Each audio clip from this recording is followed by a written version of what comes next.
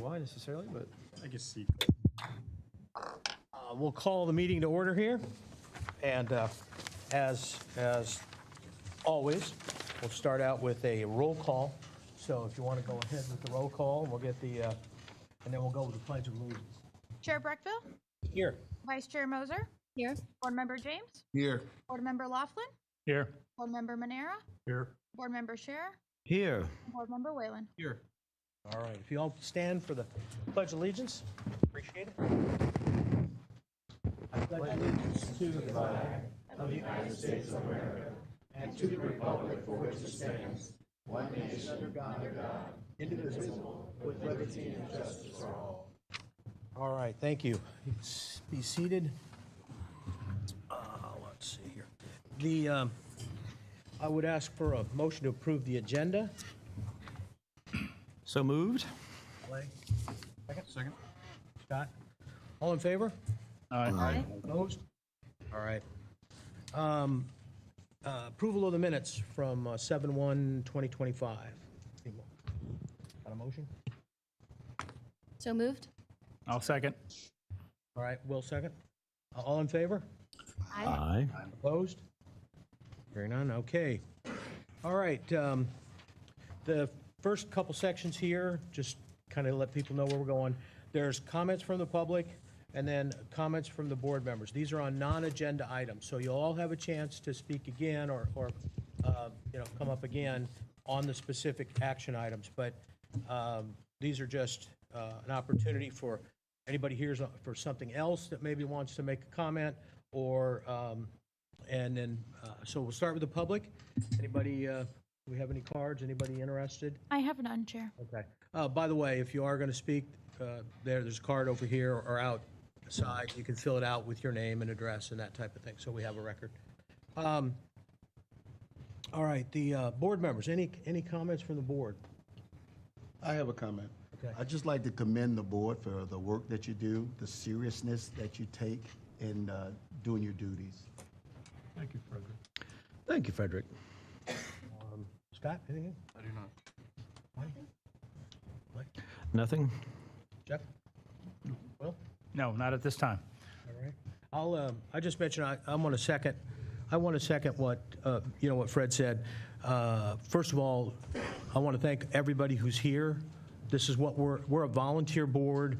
We don't have authority. Our job is to just solicit information and make recommendation. And so we really appreciate it when the community can show up and shows up for these things, and especially on something like this where there's been a lot of interest in it. So we appreciate that. And I want to thank the board members for who are also volunteers and who could have blown it off or had something else going on, and yet we have a full board and everybody's here. So appreciate that, and I appreciate you guys all giving your time and effort to that. All right, we're going to start out with the first item, second item on the agenda, the Seacoast Bank headquarters, major conditional use. So this is regarding a resolution number 85-2025, which is a resolution of the City Commission of the City of Stuart, Florida, granting a Major Creek District Code conditional use approval and major development plan for the Seacoast Bank headquarters project located on the southeast corner of Colorado Avenue and Kindred Street, granting approval to construct an approximately 58,647 square foot, three-story headquarters office building with drive-through bank teller lanes and a drive-through ATM. A detached 90,762 square foot, three-story private parking garage, and maintain the existing outbuilding structures outside the redevelopment affected area, requiring specific policies to be considered, including parking requirements and architectural standards, providing an effective date, providing for a timetable of development, and providing for conditions of approval and for other purposes. So that's the resolution.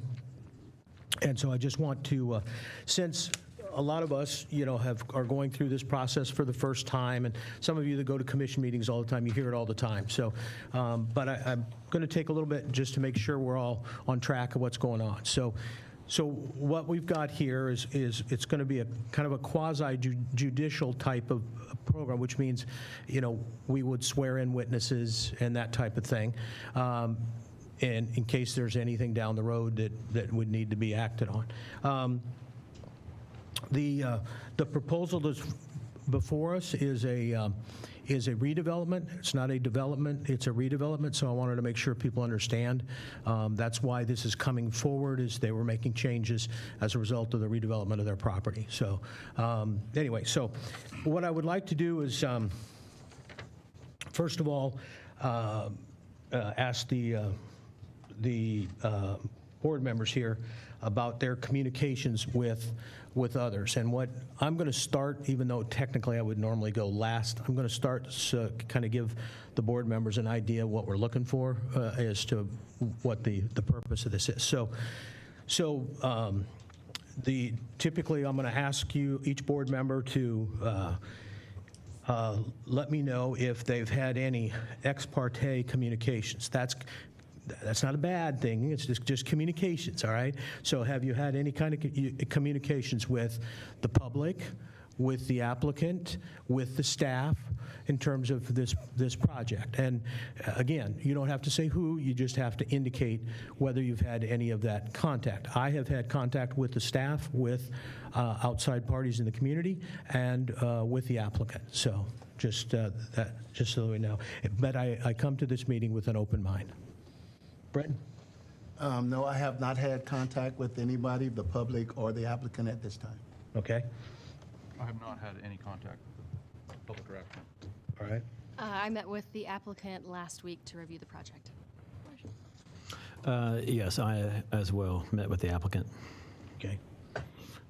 And I met with the applicant to go over the redevelopment. And I've only had contact with the public related to this project. Okay, and I'd ask all the board members once more just to, and you're all here with an open mind, and nobody is, okay. So we just want to make sure it's clear that everybody's there. All right. At this point then, what we're going to do is, anybody who's going to be giving testimony, I would ask if our city attorney could swear those individuals in. I want to make a brief statement, too. In a quasi-judicial hearing, the board steps outside of its normal legislative and administrative capacity and role, and instead steps into a judicial capacity. The board will be making a determination by applying existing laws, ordinances, and regulations to the facts presented to the board. Everything needs to be officially entered into the record, and testimony needs to be under oath. And the board members are also required to disclose any ex parte communications prior to this hearing starting, which we already have. Well, I think all potential witnesses are standing. You'll raise your right hand. Do you affirm that the testimony that you are about to provide in this hearing will be the truth, the whole truth, and nothing but the truth, so help you God? Yeah. All right. Okay, and as you've been sworn in, as you give testimony, please give us your name and address for the record, so we'll have that. All right, let's see, starting out with, if we could have Jody give us the, presentation. I think she's prepared to present her testimony or the information from the staff, so we know what the staff's position is. I think that's where we're at this point. Okay. Are you ready? Yes. Okay. Go ahead. Good evening, board members. For the record, my name is Jody Kugler. I'm the Development Director for the City of Stuart. Tonight, I'm presenting agenda item number 2 for a major conditional use petition and a concurrent major development plan application for a project to be known as Seacoast Bank Headquarters. In accordance with the public notice requirements outlined under Section 11.02.05 of the Land Development Code, the applicant mailed 30 letters to adjacent property owners located within 300 feet of the subject parcel, providing details of the requested development and the date and time of tonight's meeting. Additionally, 3 signs were posted on the property along US 1, South Colorado Avenue, and Kindred Street with the same information. The 8.13-acre subject parcel is located at the southeast corner of South Colorado Avenue and Kindred Street. The parcel is situated within the Creek District overlay and is zoned Creek South within the downtown future land use designation, and is located within the city's community redevelopment agency. The property is also situated within the city's community redevelopment area and Creek District. In 2023, the City Commission adopted the form-based code, which this development is being reviewed under, and the Commission's primary goal with adopting this code was to help encourage infill redevelopment and promote the arts and entertainment community within the Creek District. The subject parcel and the property situated to the south, east, and north are designated by the Creek South zoning district. The parcel to the west is designated by the B2 Business General. The subject parcel and property situated to the south, east, and north are designated by the downtown future land use. The parcel to the west is designated by the commercial future land use. The downtown land use is applied to properties within the community redevelopment area and is generally allows for low-density and multifamily residential, office, commercial, recreational, lodging, public facilities, conservation, and mixed-use developments. The applicant is requesting for conditional use to allow a private parking garage as a permitted use within the Creek South District, relief from the strict interpretation and requiring a primary frontage type located on A Street as identified on the frontage facing US 1 and Colorado Avenue, relief from requiring a 10-foot sidewalk along US 1 and Colorado Avenue, relief to allow the parking structure to exceed the 200 feet horizontal length to 246 feet overall. Pursuant to the Land Development Code, the conditional use request number 1 is pursuant to the Land Development Code 3.04.03. Private parking garages and lots are identified as an allowable use within the Creek South zoning district. However, the code requires a conditional use approval from the City Commission. The applicant is requesting a conditional use to allow a detached private parking garage as a primary parking for the customer's employees for the Seacoast Bank headquarters office building. The parking garage consists of approximately 252 parking spaces. The second condition is in accordance with the Land Development Code 3.04.05, outlines the requirements for frontage type design for buildings within the Creek District. Frontage type shall be located on the primary facade. Primary facade shall be located on an A street as identified in the figure CD-07. Thoroughfares as outlined in red. Per figure, Creek District number 7, both Colorado and US 1 are A streets. The applicant is requesting relief from the requirements to not include access or a primary entrance facing US 1 or Colorado Avenue due to security purposes. The front entrance to the building is proposed facing an interior neighborhood open space. The design of the neighborhood open space meets the intent of a pedestrian plaza connecting the building entrance to a street in a pedestrian passageway. This was further reviewed by our police department. The police department recommends supporting the Seacoast Bank's request to allow the main entrance at the rear of the building. This approach aligns with crime prevention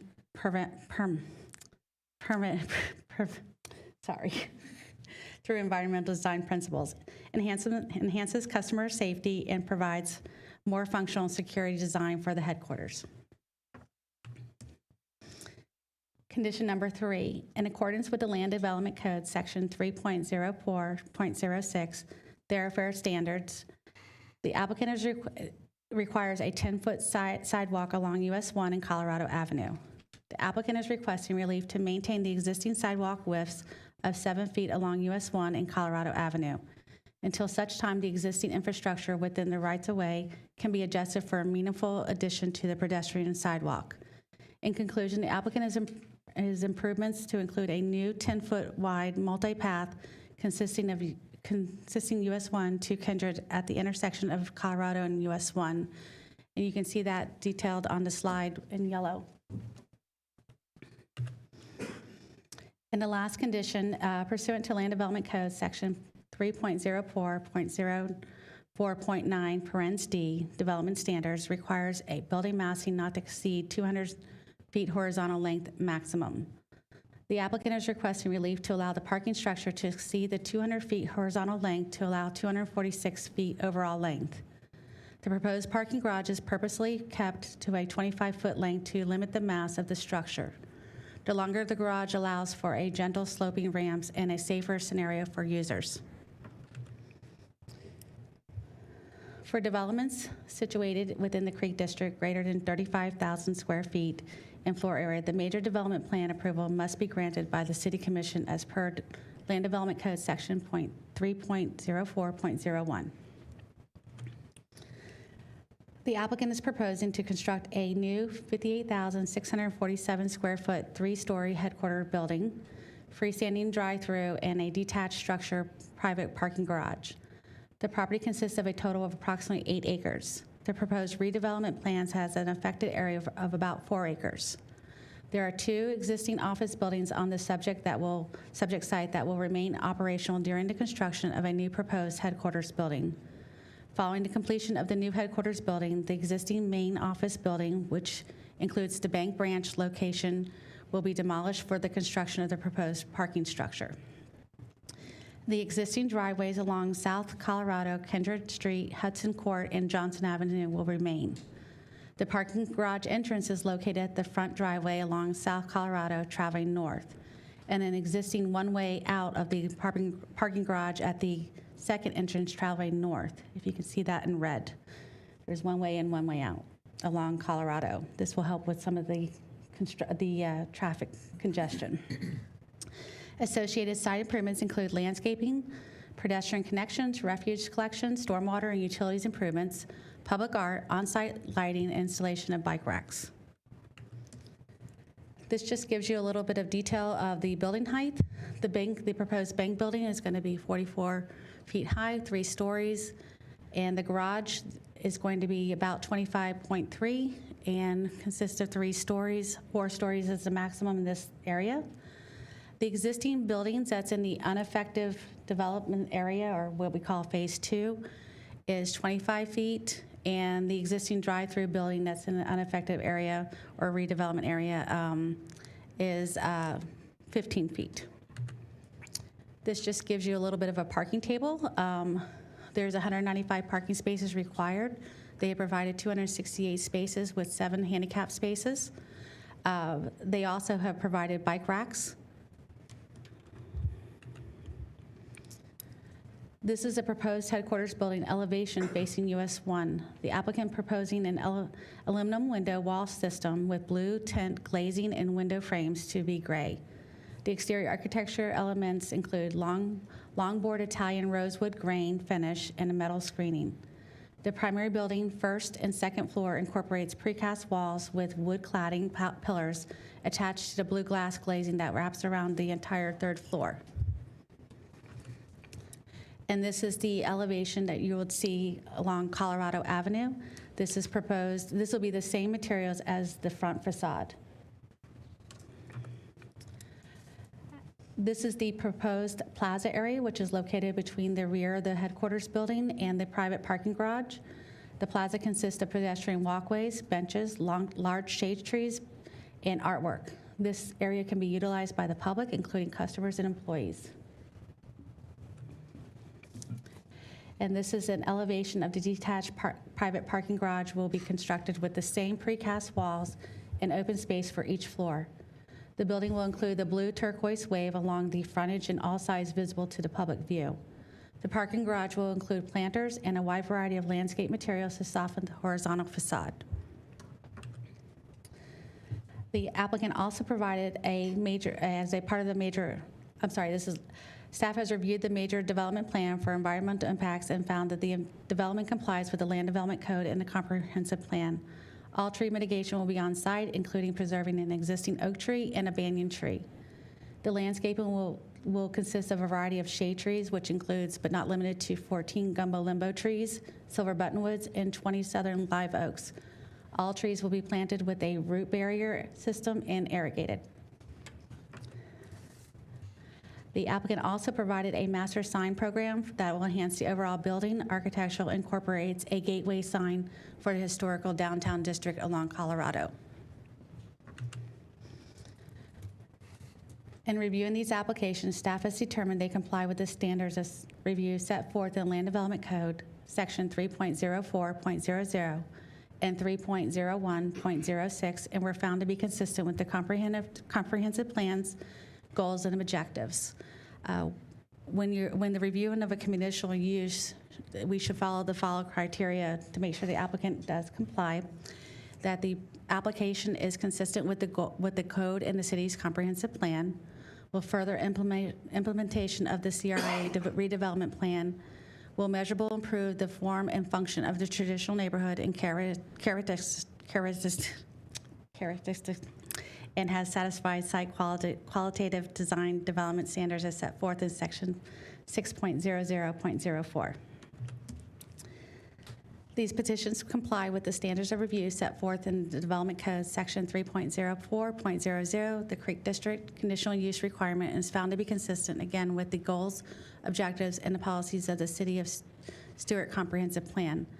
Staff recommends the Community Redevelopment Board forward a recommendation to the City Commission for approval of the Seacoast Bank Headquarters Major Code Conditional Use and Major Development Plan via Resolution 85-2025.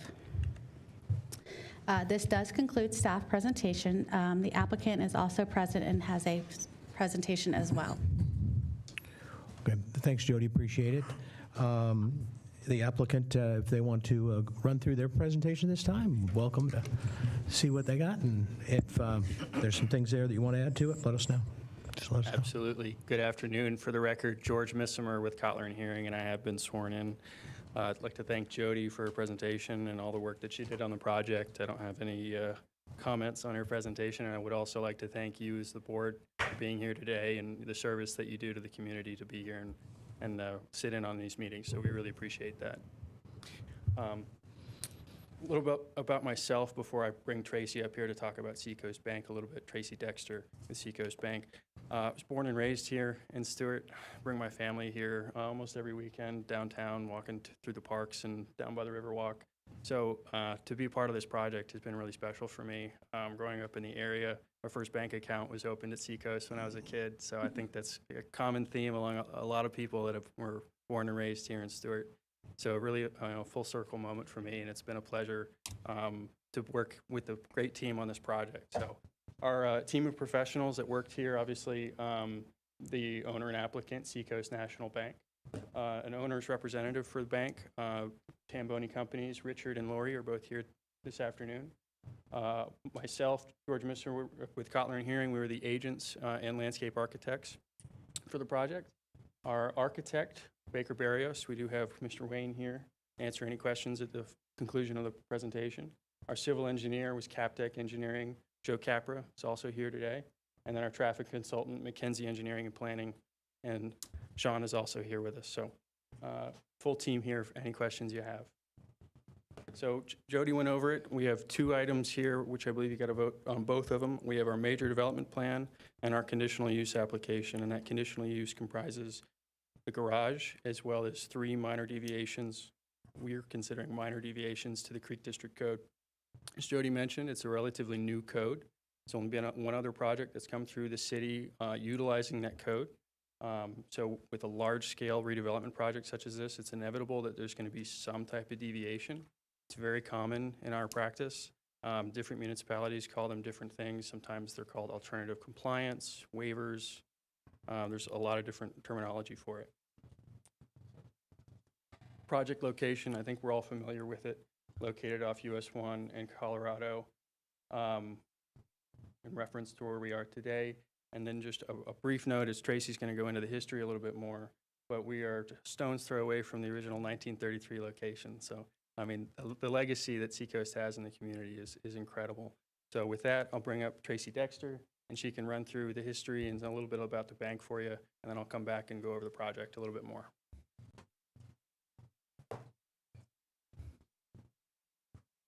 Good afternoon, everyone. My name is Tracy Dexter. I'm the Chief Financial Officer at Seacoast Bank. I've lived and worked in Stuart for the past 8 years. We're just very appreciative of your time today. Thanks to each of you for being here and for the work that you do to provide these services. We're excited to share our plans with you, so I can figure out how that works. There we go. So a lot of you are probably familiar with the history of Seacoast in the community. Seacoast history really is woven into the very fabric of Stuart's story. As we embark on this exciting new project, we're going to refresh our headquarters. I just wanted to share a little bit about our journey, the Seacoast team's values, and our deep-rooted commitment to this community. After the land crash of the 1920s, Seacoast arrived and brought banking services to Stuart when the city had gone without those services for several years. Our headquarters was originally downtown alongside City Hall and the police and fire departments. And in 1961, we celebrated the grand opening of a new modern design building in our headquarters location on US 1 in Colorado, the building that we still occupy today more than 60 years later. So for decades now, the building has really anchored our commitment to Stuart and represented what we think is our innovative and people-centric culture. This project really revives and refreshes our headquarters here in Stuart. It serves as an affirmation of our commitment here. And from supporting local families and small businesses to financing the dreams of first-time homeowners, Seacoast has been, we think, more than a bank here in Stuart. We've been a neighbor, a partner, and a steadfast supporter of this community. So that brings us to the present. Our business has grown for sure since that time, from the one original branch to over 100 branches at the end of this year, 2025. Locally, in addition to our client-serving banking team, our headquarters site in Stuart houses our executives. It houses many of the leaders and professionals in our operations groups, accounting, technology, compliance, many other functions. Of the nearly 2,000 overall employees at Seacoast Bank across the state, 225 are housed here on our Stuart campus. Our growth in recent years has included establishing other operations and back office functions and locations around the state.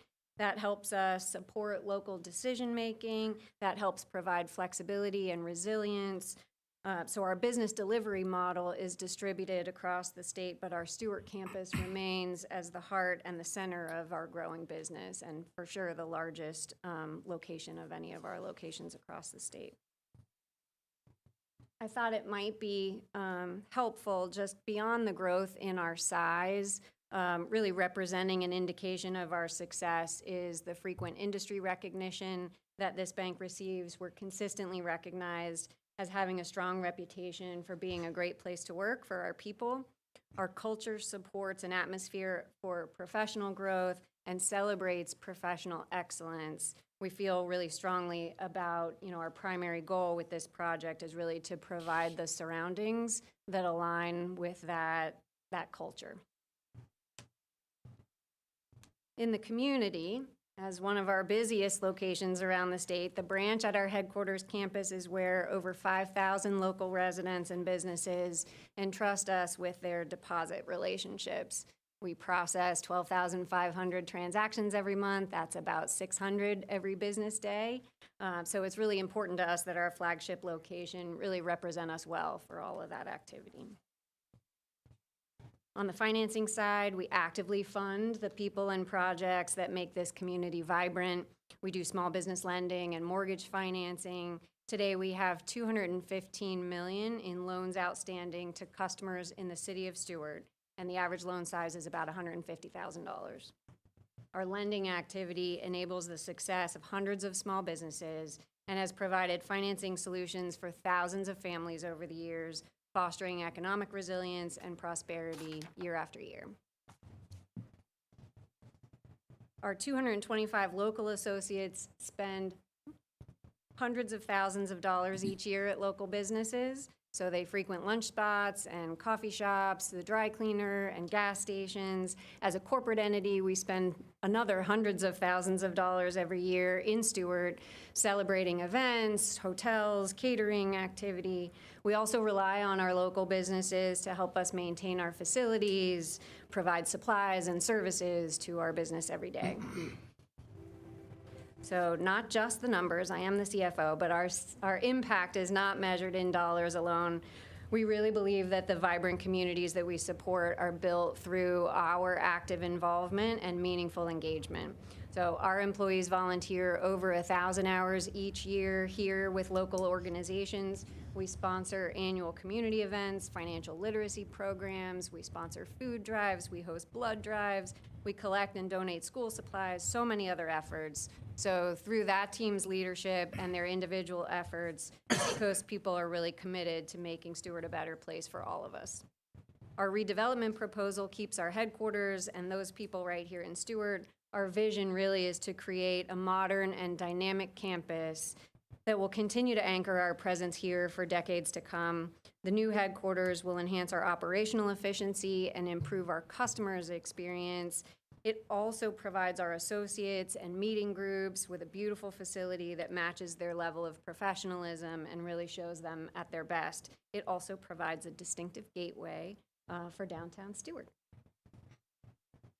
And so just going to wrap up and turn it over to George here for the details of the project, but we certainly respectfully ask for your support for the headquarters redevelopment project. We really believe that our redevelopment and our commitment here, this will amplify our positive financial impact and our social contributions, really reaffirm Seacoast's commitment to the Stuart's future. So your support will strengthen our partnerships and continue our legacy as a dedicated stakeholder.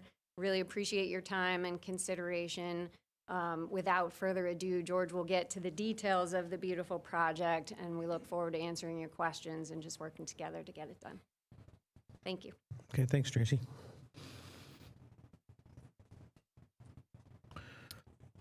All right, we'll get into the details. So we'll start with some pretty pictures. So this is the view from the southwest corner. So this is the intersection of US 1 and Colorado.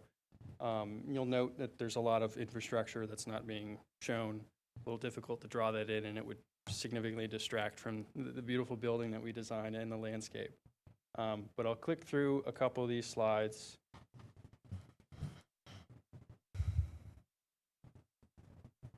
Just bring you back into, you know, how beautiful and spectacular this building is. And something that's really important, again, the way that the Creek District Code is written, you know, there's a lot of different development requirements that we're required to meet. And some of those, you know, include building placement, you know, height, architectural style, positioning of parking, even front doors. There's a lot of detail in that code. Again, it's a form-based code. And so we've done an excellent job in meeting really almost all of those requirements, except for the couple conditional uses that we'll talk about. But it makes for that beautiful four-sided building. Looks good from any angle.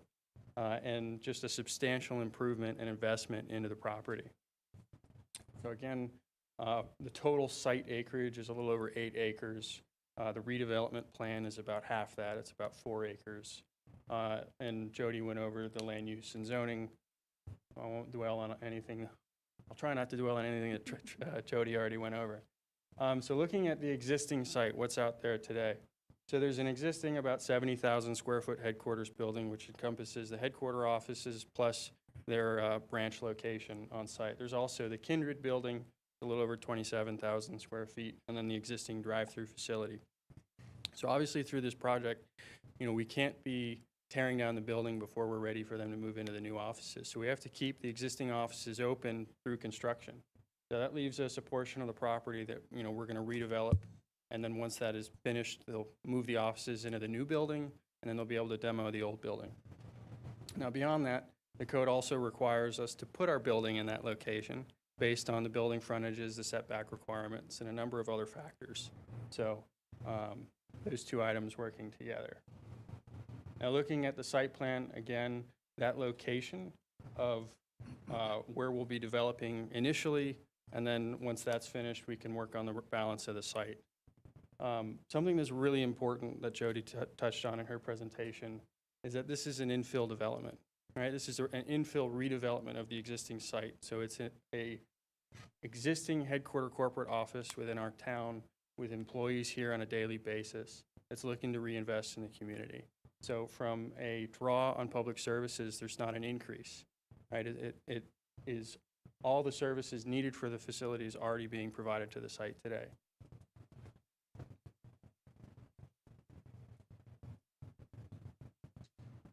Few details of the site. Again, our redevelopment area is just over 4 acres.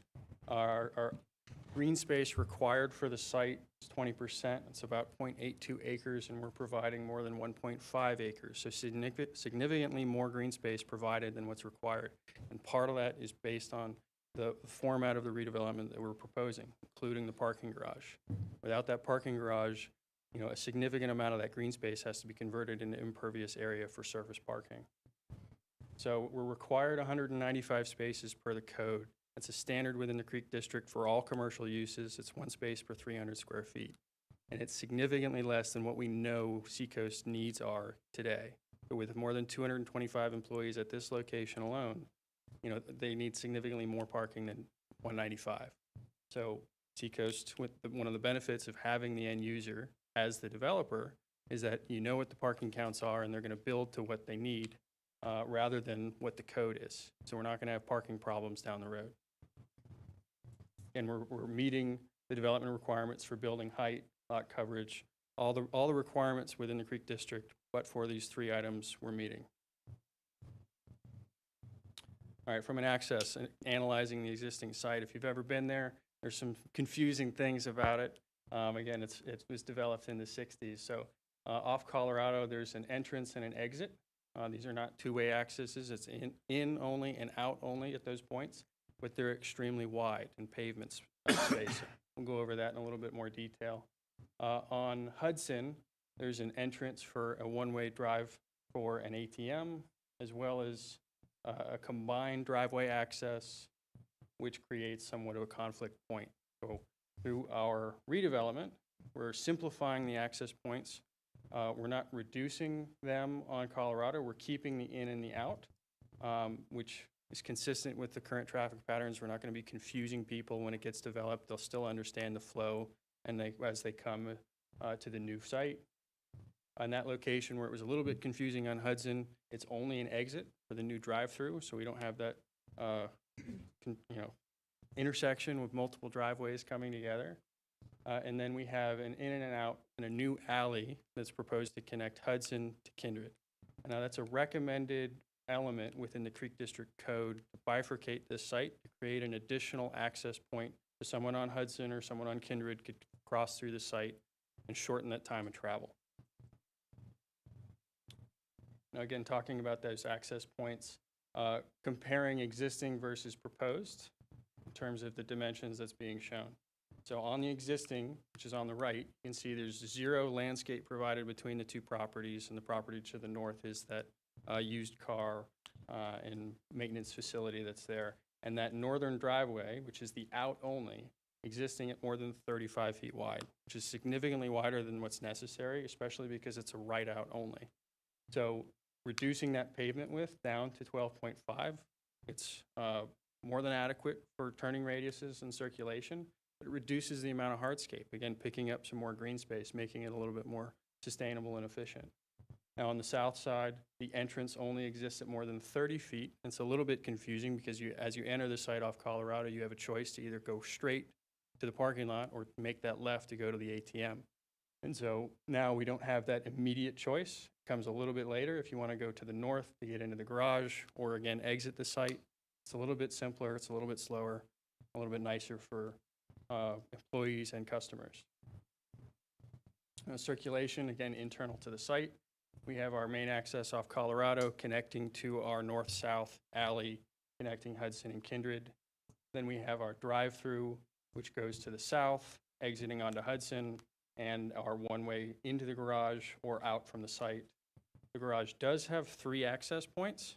So part of the analysis and design study for this project was making sure that we had enough options for both employees and customers to leave the site. There's traffic on Colorado and you see it before you leave. Well, why don't you leave via the alley, go to Kindred or Hudson, over to Johnston, and you can get back out to US 1. So there's multiple options for people to enter and leave the site, improving traffic flow, preventing conflict. From a pedestrian circulation standpoint, we have the existing sidewalks on Colorado and US 1, as well our interior sidewalk system, which connects from Colorado all the way through to each portion, making it a really convenient access way making sure there's options for people to walk in any direction. That fronts our neighborhood open space pedestrian plaza at the front door. To go over in a little bit more information, we are providing a 5-foot bypass as part of one of our conditional use requests at the intersection, which is the most densely populated area of infrastructure that we can't move, mainly the FDOT traffic signal and control boxes. There's a few others on other portions of the site, as well as our north-south sidewalk connecting Hudson. Kindred is also a part of that request. It is a 10-foot wide and obstruction-free sidewalk, much wider than what a typical sidewalk would be of 5 or 6 feet, making for that a nice option for people to get off of US 1 into the site and towards downtown if that's their desired path, or in the other direction. Now, looking at the landscape, primarily native species selected, we were able to include a bioretention area to improve the stormwater on the site. So again, you'll notice from the previous slides, the site is currently developed. So one of the substantial benefits of land use efficiency is that we have tremendous more green space, which improves water quality for stormwater management. As well, we're providing this additional bioretention area for improved water quality and storage on site. Now, some of the images, again, we'll go over this too in a little bit more detail, but those native canopy trees of substantial size, so 14 to 16 feet primarily, a lot of large canopy trees and native species to make sure that we're environmentally sustainable in both irrigation and comfort for the development. We talk a little bit about, this is the US 1 frontage here. You can see those canopy trees, those live oaks, which is part of the design requirement. So while we might not have specified oak trees on our own, it is a requirement within the code to have oak trees in that specific location, but it does provide a very nice coverage, or will provide a nice coverage when they mature out over that sidewalk. Jody mentioned in her presentation something called crime prevention through environmental design, and those are the CPTED standards. I believe there's representatives of both the City Police Department as well as Martin County Sheriffs here that can provide their testimony on that as well. But the main goal there, again, kind of spelled out in the name, is to try to prevent crime through the design of new projects. And so one of the methods that we used here in this plaza area is there's almost no mid-story plantings. It's ground covers and shrubs and canopy trees. So what that does is it creates a clear line of sight from the doorways across that plaza area to prevent blind spots and areas, dark spots, so that it's going to be well lit, well surveilled, and plenty of clear sight lines for people from the door, from the parking garage, making for a convenient access. Now, those CPTED standards go a step further in terms of why do we have a parking garage at all? And we'll get into that a little bit as well. Now, architecture, we do have the architect here that can answer questions for you. I'm going to do my best, but the design is pretty incredible. Very consistent with the architectural requirements within the code. We selected a 4-court frontage design. We are meeting the building height, number of stories, architectural details, 4-sided architecture. It's really beautiful. And this is that view again from US 1 in Colorado, utilizing exposed wood beams, increased transparency along the frontage, integrated balconies. So a number of these features, and one of the comments we get is that it seems pretty modern. In comparison, it probably does seem pretty modern. And there are modern elements. The use of glazing is one of those elements. But it really provides for that entrance into downtown. And it's really a special building. And we'll click through a couple more slides. Again, this is accurate landscape and what we've designed to give you a picture of what it would look like at the completion of the project.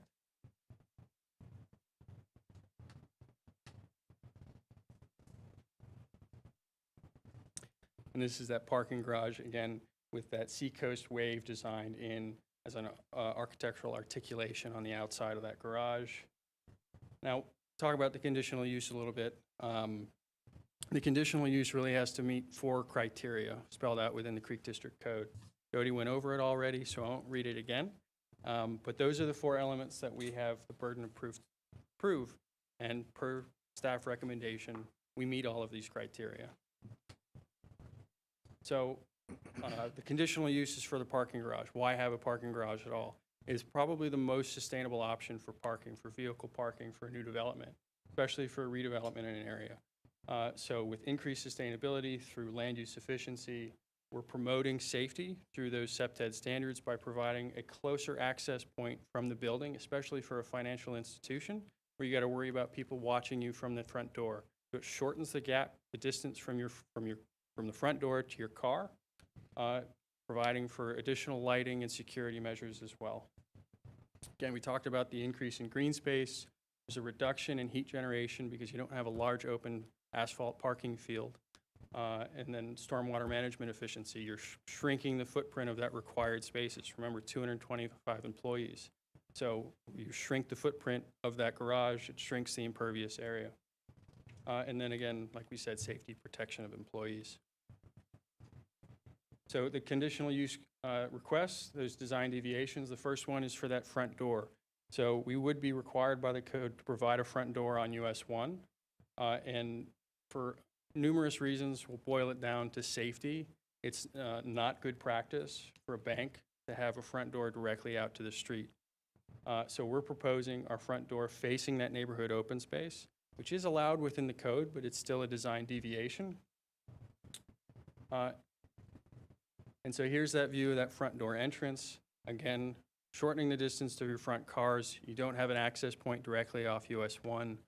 As I said, we do have members of both the Stuart Police Department as well as Sheriff's Department that can provide some information on that as well. Our second deviation request is for the perimeter sidewalks. So they're existing at 7 feet. The code requires them to be 10 along the perimeter. And there's a substantial amount of public infrastructure in those locations that prevents that space from being usable. We could technically build it, and it wouldn't be able to be used until that infrastructure is moved down the road.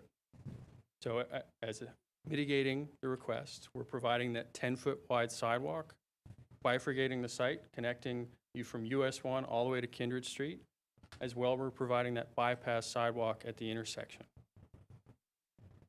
Now here's a couple pictures of that perimeter of the property and some of that infrastructure that's existing, from FPL poles, street lights, the FDOT mast arms, the control boxes. That blue line that you see there is actually a city water main that runs down the backside of the sidewalk there off US 1. So we had to keep landscape off of that with root barriers and, make sure that we're not impacting that infrastructure.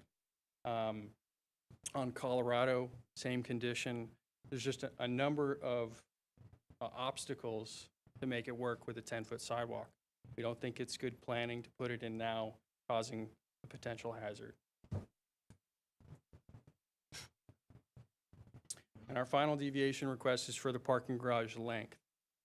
So this garage is designed to be extremely efficient in terms of its footprint and its height, trying to make it as small a mass as possible and really accentuate the property. So the short side of this garage is actually facing Colorado. So that's the shortest view of the garage faces the public right away. As well, we provided an additional setback from Colorado. So it's more than 50 feet, the shortest point to the property line. Now we talked about the slope of the ramps a little bit. So this is a gentle slope garage, which means on each ramp you have parking on either side. We're all familiar with that style of garage. If we were to shorten the garage to meet that 200-foot minimum standards, we would most likely have to include these speed ramps. You can't park on those ramps. They often have turns. They're a little bit inconvenient, and they're uncomfortable for people to drive in. I see it in these garages all the time, black marks on the sides where people run into the walls. So this is that view from Colorado, again, the shortest side of the garage. If we were to shorten the garage, again, we'd have to implement speed ramps. We'd also have to implement an additional floor, which would increase the height and the presence of that garage on Colorado. So from our perspective as design professionals, we felt that best design option to have it a little bit longer than the 200 feet into the property, keep it short on Colorado, and keep it low. In conclusion, the requests are consistent with the Land Development Code, the city's comprehensive plan, promotes business retention. It's an infill development, maintaining a business within the city. Staff recommends approval, and it's a continuation of Seacoast legacy in Stuart, more than 90 years in the making. So really appreciate your time, and like I said, we have the whole team here, happy to answer any questions. Thank you. Okay, thanks, George, appreciate it. Do the board members have any questions of the petitioner? Let's start with Brett. You got any questions here? Just a couple. I know you guys met with the public. What was the public's opinion on the traffic that will produce in that area? All right, so obviously there's always an initial concern. Once we explained it a little bit more to where this is an existing business that's here today, it's not going to generate additional traffic. And when you look at the traffic study for the project, there's actually technically a reduction in trips, but it's based off square footage. We know the trips are going to stay the same, but because the square footage of the proposed office is less than that of the existing, you know, in a hypothetical world, if this wasn't Seacoast, it's a smaller building, less employees, you know, less traffic trips. But the general consensus was understanding that this is a redevelopment, the user's the same, the number of traffic trips is going to be the same, as well our access points are maintained. People are used to it these days, so we're not creating new conflicts. We're simplifying the design, making it actually safer for vehicles and pedestrians. I commend the architect. It's a beautiful building. If anybody else has questions, go ahead, Mel. I have, Bonnie, you want to go first? No, you go ahead. I thought we were going to. Yeah, just a couple things. I know from our meeting, you say the second parcel is completely unrelated and a different discussion. Yep. But I think from the view of the public, it might not be. I mean, it's like, okay, so we look at this redevelopment project, which has a lot of positives, and it's very well presented, by the way. And we're like, okay, we've got the specifics of this, the redevelopment projects are all fine, but then other things maybe get shifted into the other thing that create other issues that we're not thinking about right now. So I know that the position of Seacoast is this is a totally unrelated, different discussion and all that, but that's one thing. I was just wondering if there's further thoughts on that. The other thing is the sidewalk, the bypass sidewalk is a great idea, like we talked about. But the existing sidewalk on Colorado on that is almost useless. You might have 2 or 3 feet because of all the public infrastructure and poles sticking up and all that. So is there any consideration to being a little bigger than 5 feet? Because a lot of people will probably avoid the existing sidewalk if there's a real sidewalk put in there. Yeah, so the sidewalk's 7 feet existing, gets narrower because of all those problems. And so, you know, our position is that if we're to widen the sidewalk anymore, it's not widening the usable portion because most of the obstructions are on the inside portion of that sidewalk. If you just tack on additional pavement, even if you removed all the existing and put back new, it's still got the same obstructions there. No, I mean the bypass part, make it bigger than 5 feet. Oh, bigger than 5 feet. Yeah, make the bypass larger so that people just shift to that. Yeah, so since it's 5 feet clear, we didn't think about making it wider. If your thought is that 7 might be more favorable, I mean, we'd be happy to look at it.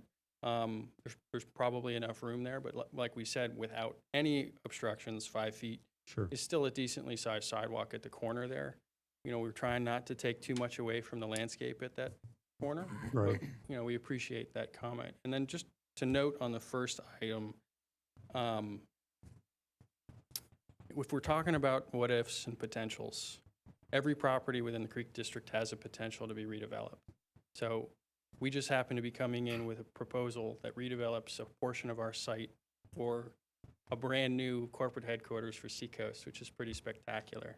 Right. So that severely limits the potential of what else might happen with the site in the future, because more than half of it is being taken up by this new Seacoast headquarters. So just keep that in mind with this. We definitely appreciate you bringing that up. And obviously, you know, that is really true of any development. You know, if it's not being built to the fullest possible potential of the site, which we don't always like to see because it feels like you're pouring 10 pounds of something into something that holds only 5 pounds. So,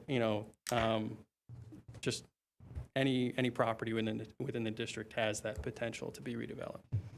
And I don't know about the others, but I'd like to see a little bit more maybe honed in on the ingress egress, because I've managed shopping centers before, and I know Bonnie's been in this world too, where I'd love to just see it a little bit zoomed in on the ingress egress, how it is now and how the proposals are going to improve that. Well, getting back to Jeff's question, though, so we've got a redevelopment project where they're redeveloping where you're redeveloping a portion of your property, right? And I think, let me get this right. So Seacoast was in downtown in 1933, and then kind of moved west. In fact, they were way outside of town at this site. When was the first move into this site? Was it in 60 or was it before that? 61, the building opened. Okay, so this is the first remodel that you're really having on this headquarters, subsequent to that, right? I mean, this is it. So now, the rest of the property that's not being redeveloped, its zoning doesn't change, right? Nope. I mean, I guess I should ask Jody, but Jody, that's right. The zoning doesn't change, right? It's still going to be Creek District, right? Yes, sir, Chair. Okay, so they still have, you guys still have the ability to do whatever you want to do on that property, but you'd also be subject to the current code and restrictions. So if they wanted to do something crazy, Right. it would be the same. It'd be the same zoning. We just have to, somebody'd have to approve crazy. Sure. Why would they do crazy? Well, you wouldn't. But the Creek District has certain. Guidelines which are good. I really like what they did with the Creek District. But so I'm just saying it's really not changing that. I know when I looked at it at first, I'm thinking, oh, okay, what? But then I'm realizing, well, it's the same zoning anyway. So I just wanted to clarify that. Right. And then the other thing that that we're looking at is the only reason, and again, Jody, correct me if I'm wrong, the only reason this is being brought to the commission, right, is because the parking garage, by definition, is a conditional use that has to go to in the Creek District's code, has to go to the commission, right? Chair Breckville, that is correct. The parking garage is a conditional use. Also, they requested 3 design deviations. Right, so I was going to get into that. So we got the 3 design, which is the parking, which is the sidewalk, right? That's one, and then we had the front door, right? Yes, sir. And then we've got the parking garage and Length of the garage. and The the length of the overall garage, which okay. So now let me ask you this: if let's say the city said, no, we're not going to approve the sidewalk, and you could still do this project. It just wouldn't be as efficient, right? I mean, the sidewalk is there. It's just not going to get used if we make it. We'll have 10 feet of unused sidewalk instead of 7 feet of right? I mean, that's basically, some of these things are really minor things that don't. Right. Exactly. Okay, I just wanted to make sure we're not looking at any. Right. It's really the parking garage, and then the only last thing I would say is, or I was going to ask Tracy, and I don't know if she has this right offhand. What is the annual payroll of this site? What type of economic benefit does this site provide? Yeah, so the 225 folks that are based here are all in professional roles, either the client-facing team or executives or some level of, back office function. So they are well-paid professional roles. I don't have the specific number that's just on this campus, but it's 225 times meaningful. Yeah, so we got to be up in the, would you think we're in the 100 million category at least? Is Seacoast the largest employer, largest private employer now in town? Among the largest, probably with the hospital. Okay. I just wanted to clarify. I wasn't sure what the economic numbers were. I know they're large enough, we probably don't want to lose them, but, sorry about that, but that's the fact. But anyway, all right, any other, go ahead, other questions? I didn't want to lose my train of thought, sorry. This may be It's for... a short train. so- Yeah, maybe for Jody or George, you can explain. Could you explain to the board what an A street is and what a B street is? Sure. If you just give me a moment, I'll look through my code. So the Creek District has a diagram that shows you the requirements for an A street and a B street. The A street is basically what type of design frontage you're going to do along that particular street. In this case, an A street, and for this particular property would be Colorado and US 1, tells you like where the frontage type is going to be, what type of depiction you're going to put in there. So B, let me just get that code. Hold on one second.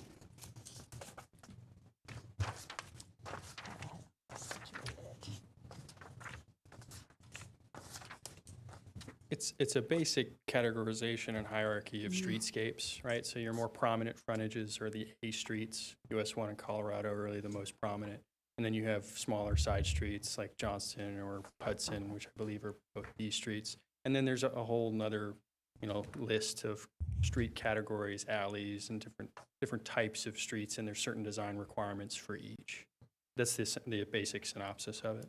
Thank you. I just wanted to make sure that everybody understood when we're making these decisions, what an A street's supposed to do and what a B street is supposed to do within downtown, and why we make these decisions or exceptions based off of that. But maybe that's good enough for everybody. The one thing about the project that's really given me the heartburn is the 10-foot sidewalks not existing. And I looked through all your plans and I did go out and look at the site, and yeah, FDOT's just got a ton of stuff in the middle of the sidewalk, right next to the sidewalk. So I know it makes it really difficult. How far from the existing sidewalk is that water main? Do you know how many feet it is? Yeah, so we were able to do some locates, and it varies. I think the closest point, it's probably 3 feet, and the furthest point, it's 5 to 8, I think, off the back of that sidewalk. So there's a bit of an angle there, so it varies a little bit. And, one of the issues that we talked about was, can we move that sidewalk anywhere? And the problem with that is because also of the landscape requirements and how we want this building to look with the shade canopy live oaks that we're required to put, we can't move those trees any further to the street because of that water main. Right? We can't move that water main, and we can't move those trees any closer to the building because they're large oak trees. We're going to have constant impacts with the building, with the design of the building. So, we're really limited there in terms of options. We can't move the sidewalk to not conflict with the existing infrastructure because of the underground infrastructure and the other landscape requirements. So if you remove the landscape, then you'd have a nice, big, beautiful sidewalk and nothing to shade it with, and it wouldn't look that good. So there's a bit of a trade-off there, and was the dilemma, and we believe we came up with the best option from a safety and design perspective. Okay. And this would probably be a note for city staff, but I know that Florida DOT is going through Martin County right now and updating a lot of those types of issues at intersections. We've probably all seen the work on US 1 right now, but I think it would be really critical for you all to talk with them, maybe to talk to the MPO about working on getting those elements out of the sidewalk so that down the road we can make this sidewalk big enough. And one of the reasons that's important to me is I also volunteer on a board at the MPO, and I haven't been to a meeting in the last year and a half where people aren't complaining about e-bikes on the sidewalks.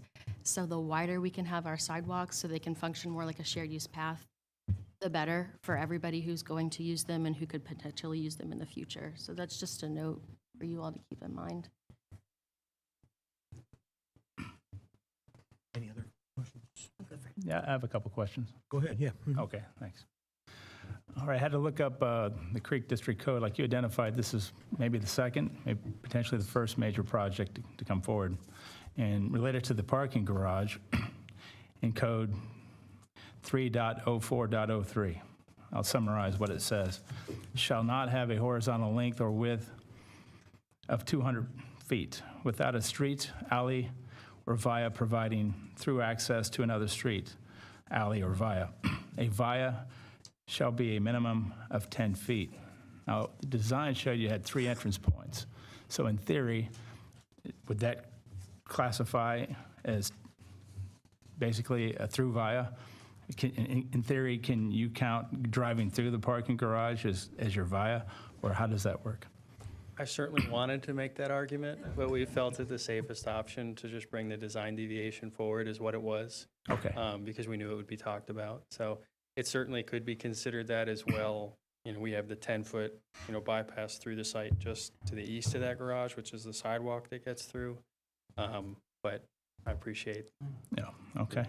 And then kind of related to that, and it goes to Jeff's question, there's 225 current employees, and I would love to see Seacoast need a lot more than 252 employees.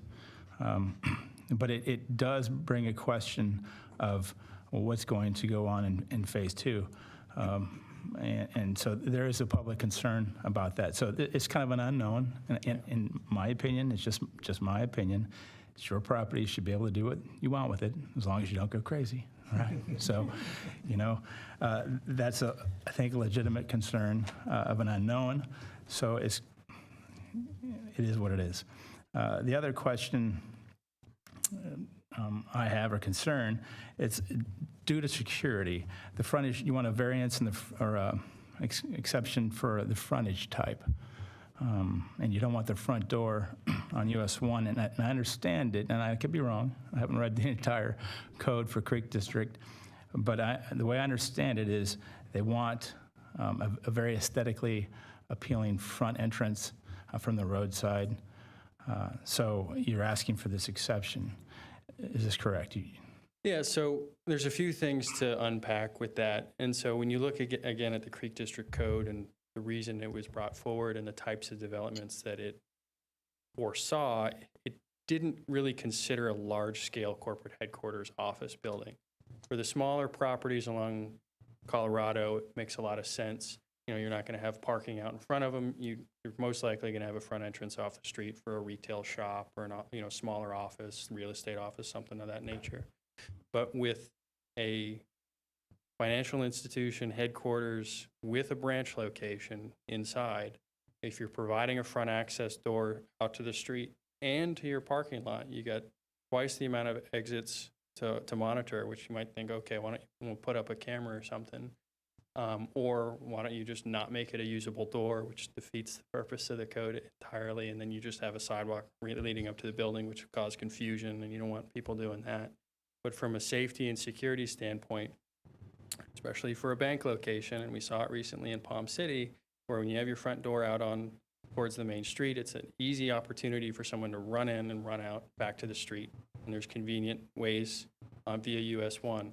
We don't like to think about it all the time, bank robberies and such. But like I said, we do have the City of Stuart Police Chief and Martin County Sheriffs here that can answer questions as well.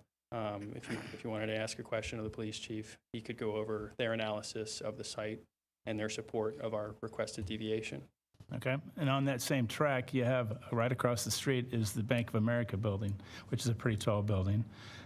That's not really corporate, it's not their corporate headquarters, but it's a big building. Right. And in theory, you're going to be building this other large building right next to them. So my concern is there's a risk that as somebody rolls into this area, it's all of a sudden, okay, now we're starting to build up to looking like something like Fort Lauderdale, or you kind of build up and you get the big city feel. That Bank of America, because I live right across the street from there, and you already have kind of a cold feel that you get from the Bank of America building. So adding this big building right next to the street is a potential concern. And I know I've spoken to the public, and that's one of their concerns as well.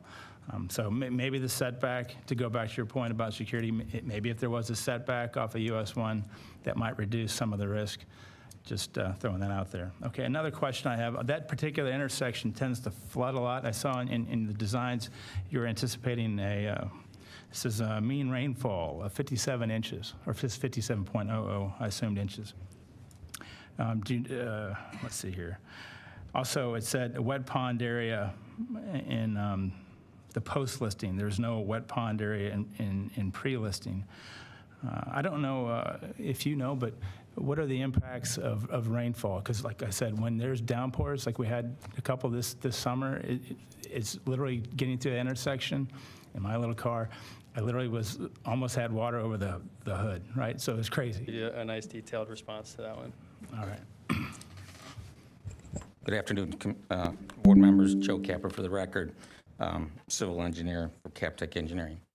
So as you know, I've been involved with designing and redesigning several areas. One of those intersections is this intersection here for the county several years ago, and I'm very well aware of the flooding activity.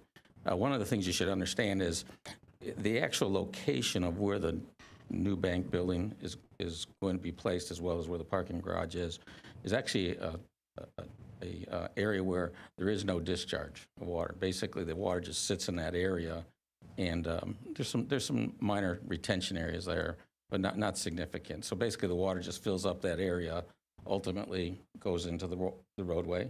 Okay, and so one of the benefits of the improved plan is we're going to take that area that's landlocked for drainage, and we're going to take it through the site, and we're going to take it to the actually ultimately discharging into Fraser Creek, okay, through the Bruner Pond. So essentially, the advantage of this is the water that was going into the roadway in that area is no longer going to go in that direction. There'll be a perimeter berm. It's going to be ultimately be captured in what we call a treatment train. So not only are we treating the water in underground storage, we then have to make sure we adequately convey the water with proper pipe sizes. It actually will go through what is a baffle box that exists out there today, and then ultimately will go into into Bruner Creek, so Bruner Pond. So the point I'm trying to make to you is we're pretty much trying to capture that water that is causing the problem you're talking about. The only thing we haven't done, and I don't know really that would be practical, is to figure out a way to convey that water, because that really should be going down Colorado Avenue and so forth. But so what you do in stormwater management is you try to take the water away from an area, and so that's essentially what we're doing. Did it help? Thank you. Yeah, most definitely. Thank you. And this might be related to that. On page 113, it said the redevelopment within Fraser Creek Basin. There was a couple of areas that are red squared and hashed out with red. Can you explain that a little bit? I don't want to be vague, but it's on page 113 of the packet that was sent out. I don't know the exact page number that you might be familiar with. It's related to the stormwater management. Okay, so discharge into the Fraser Creek system. Yeah, okay, that's what I thought it might have been. So that's okay. No further. You don't need to. That's okay. I was just I was curious if it was. I should have asked if that was connected to the stormwater runoff. Okay, and maybe one or two more. Oh, it says your report says the nitrogen load estimate is down 41% compared to the current. How did they come up with that number? Good questions. I was told that I wasn't going to get into that technical. Wow. Stormwater regulations are now stormwater's kind of come a long way since when I started 40 years ago. As you know, we used to try to get water off the land as quick as possible. Then we said, well, let's take it and retain some of that water and provide some treatment. And then the next thing we got into in Florida is nutrient load reduction. And the two nutrients that we are trying to control in our area for both the St. Lucie River as well as the Indian River Lagoon is nitrogen and phosphorus. So essentially what the criteria for a reduction in nutrients is and so after the first of 2026, January 1st, 2026, it's going to be required of all new developments that they have to basically treat. It actually will be nitrogen is going to be up to 90%, 80 to 90% reduction, okay, and phosphorus is going to be 55%. And so it'll depend on each site. We typically do that on all sites currently now already. So essentially that's what we have to do is we have to reduce. And there's calculations for that. And some of it you get through some of the different treatment train items that I'm talking about. You get different rates when you look at wet detention, wet retention, bioswales, So you get greater, obviously, the more retention that you have and the different types of plants that you put in those areas provide nutrient uptake. They take the plants take the nutrients out of the water and so forth. And then, the baffle boxes that they find do provide a significant amount of nutrient reduction. So all those things play a part in getting those reductions in nitrogen and phosphorus. And they're all, you don't have to believe me about it. Quite frankly, they're all these studies that are being done by the Water Management District and the DEP and so forth justify these criteria. So as an engineer, I typically try to do a treatment train. And like I said, basically there's underground storage, there's the biotype swell that we're putting in, there's a baffle box. All of those create those treatments that reduce the nutrients. Okay, thank you That for your answer, Mr. Capper. And potentially the last, well, actually, there's two. The last question that I have maybe for you would be, it said there's a decrease in impact. The traffic study on page 360 says this traffic's down by 15%. I'm like, well, how is that? It's the same operations. In fact, I'm hoping traffic will go up because the business is booming for Seacoast. So do you know how they justified that? Yeah, so it's based off your building square footage. So the existing building we showed is a little over 70,000 square feet, and it's highly inefficient in terms of the use of that square footage. So if you go into that building, if you've ever been in there, the offices are large, the hallways are wide. So they can't fit as many people in the building without us, totally redoing everything. So the new building is smaller in footprint, smaller, it's 58,000 square feet. So the way that the trip generation is done by, the standards that we have to live by is based on the square footage of what you're building and the type of use that's being proposed. And so based on those calculations, it's a technical reduction in a hypothetical scenario where you don't know what the use is, necessarily the user. So let's just say it was office building, office for office. It's a reduction in square footage, therefore it's a reduction in trips. That's why it shows, even though we know that it's going to be the same. And that's what you mentioned earlier, so I appreciate that. Yeah. Thank you for explaining that to me. Problem. Okay. There's a big ask that's underway, I think, by you all, as far as the way I see it. The setback, you want the building right next to US 1. That's a potential concern.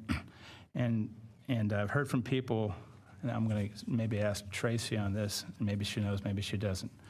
Okay, so some of the people's comments that I've heard was Seacoast used to be this big supporter of the community, and they're all about the money now. Now, you identified how you spent quite a bit of money, and I know the Seacoast has through the years spent, you said, hundreds of thousands to support the community every year, and you spent thousands of volunteer hours, and I don't doubt that. So there is a concern amongst the people that I've spoke to that Seacoast has kind of shifted a little bit away. Now, do you happen to know off the top of your head what is the year-over-year increase or decrease from Seacoast funding of special operations or community development programs as compared to the current run rate?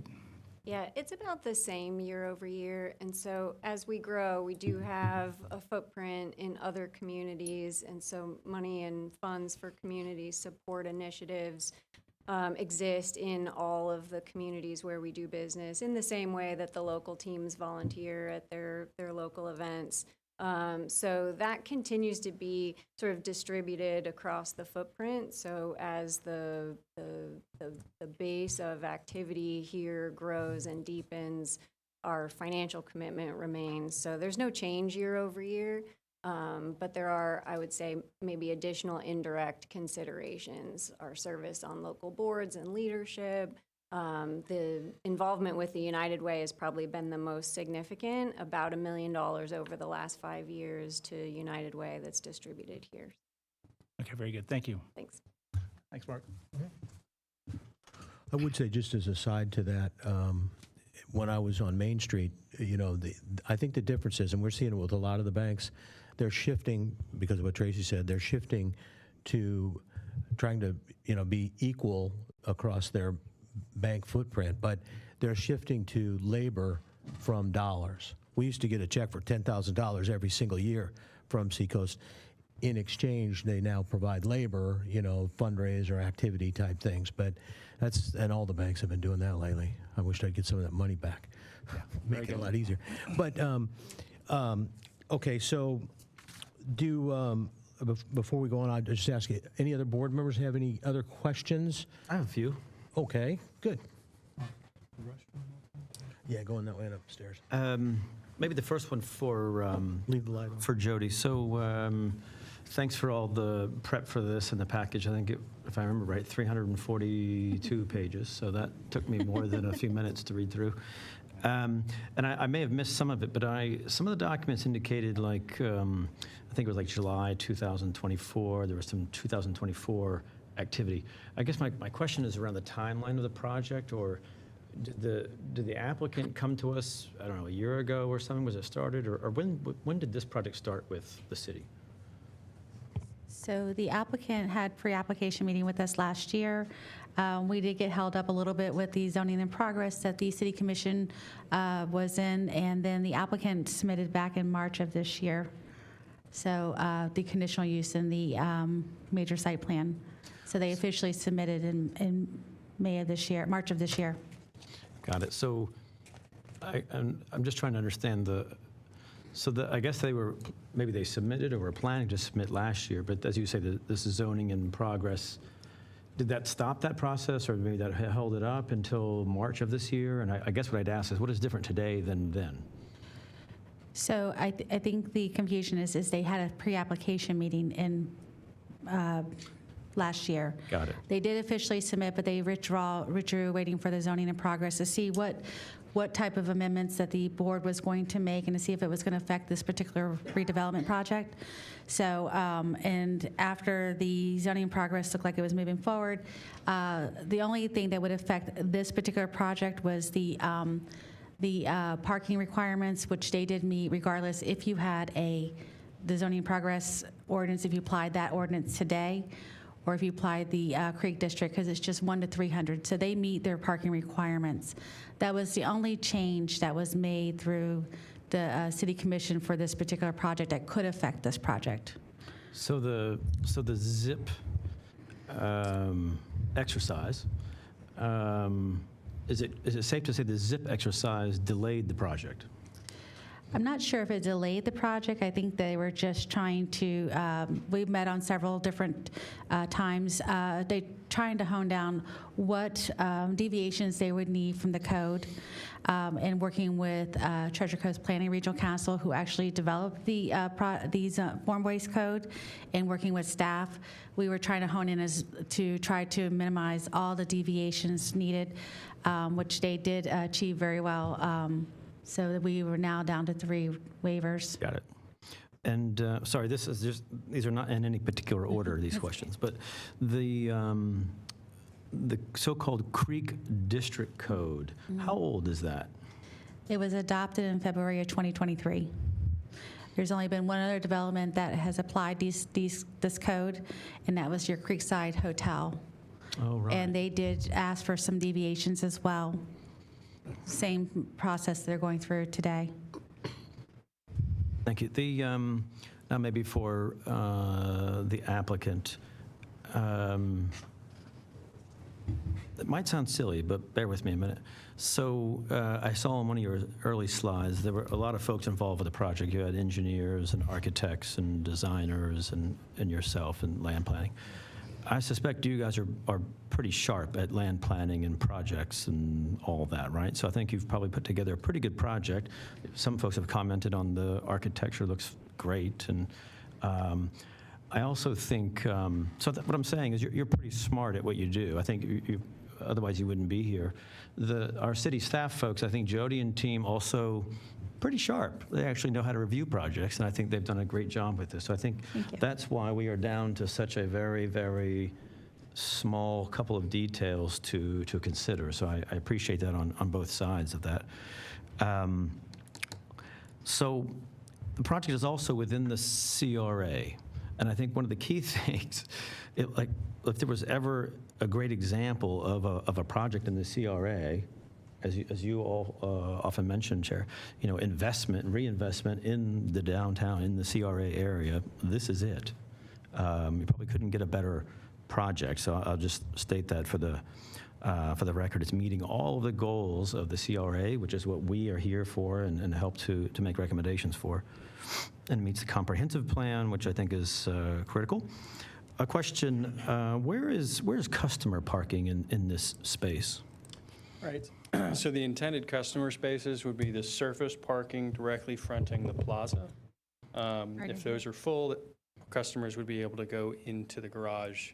But for the most part, we see those surface spaces being reserved for customers. Those are the ADA space, some of the ADA spaces. 88, okay, yeah. Yeah. On the surface. Yeah.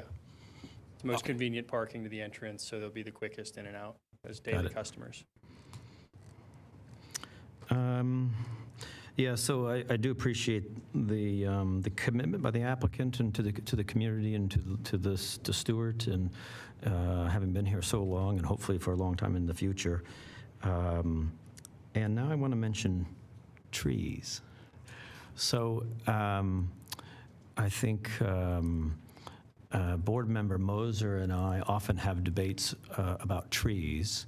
But oddly, we debate over who is the most supportive of trees. And so I want to make it clear that it's me. So, and I know we've discussed this before, but I'm happy to hear about the live oaks and so on that you plan on in the landscape plan along US 1 and around. I would just urge you to plant as large and as mature trees as can be done, but also consider more native plants in the landscape, again, reducing the irrigation, concerns around nitrogen, phosphorus, all that. So the more native landscape, the better. And the more trees, please. One last question. What is the future of the Kindred building? So it's part of the redevelopment parcel or not?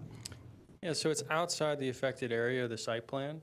It is proposed to remain and be utilized as necessary by Seacoast Bank. Okay. But it's, right, so it's not part of the redevelopment, and is it intended to be used to support, I don't know, employees as part of the redevelopment in the future, or not necessarily? Yeah, there's no defined plans for its use. It could be utilized as support for the new headquarters building. The original intent behind this redevelopment was you had two separate office buildings, and then they're trying to combine for one unified headquarters to where you didn't have people having to walk back and forth for meetings or something like that. So it's going to remain. It's a valuable asset, and it still may be used in the future. It's certainly going to be used in the interim until the headquarters is complete. As we all know, Seacoast is growing, so there's a good chance that it gets utilized by Seacoast for the future. Okay, thanks, appreciate it. Yeah, let me ask a quick follow-up on that. So right now, that building's occupied, right? Correct. And so that's just going to continue. There's no plans to do anything until Seacoast expands or maybe something else happens that would change the development plan, right? I mean, right now, this is a redevelopment, not a development. So they're just redeveloping a portion, right? And this other portion is going to continue to do whatever it's been doing, right? That's correct. Okay, I just wanted to make that clear. I was confused about that myself a little bit in terms of what was going on there. Go ahead. You'd mentioned like it could be most productive as a support off-site IT and things like that. That might make good sense that somebody, where it doesn't have to be a constant back and forth to the other building. Right. It's certainly a possibility moving forward. Makes sense. Mark, have a follow-up? Sure, yeah. Just hypothetically speaking, I'm thinking of questions that get thrown at me about the setback. So hypothetically, how difficult would it be to re-architect or redesign to where the building kind of slips back, and now the main entrance comes off of Hudson, and you have your plaza in front, and since you identified the customer parking, the daily customer parking would be in the plaza area, and have that all in the front? Well, I think one of the problems there is that the Creek Code requires that building to be up on the street. So they would have to ask for a variance to get it to move back because it's required to be up on the street. I think, Jody, is that the case? Questions. Thanks. Well, we can confirm that with Jody, but I think that's the case. Okay, It's very good. required. No problem then. Thank you. Okay, thank you. Jody, do you, staff, have any more questions, comments, or further information that you need or want? Or No, sir. Okay.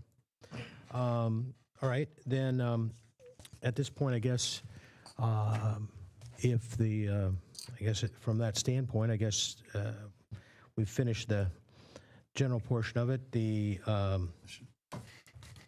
And we've deliberated in public, I guess, is what we've been doing for a while here. So I think that was good, and I appreciate all of that. We don't, I guess we're going to take a vote on this, but our vote is, again, like I said, we're volunteers. We don't matter. So, yeah, we do. But ours doesn't have to be, whatever happens here doesn't affect what happens at the commission, positive or negative. The commission's the one that's going to make that decision. Well, we're making a recommendation. We're making a recommendation. So I think it would be good for us to take a vote, so that we can do that. But I wanted to ask our city attorney, who's here right now, getting ready, is if I would like to get public comment. Is this now the time to get public comment, or what are we supposed to do? Right, I think you need to close the hearing. That's what I was, So number 6 on your chart. okay. All right. Basically,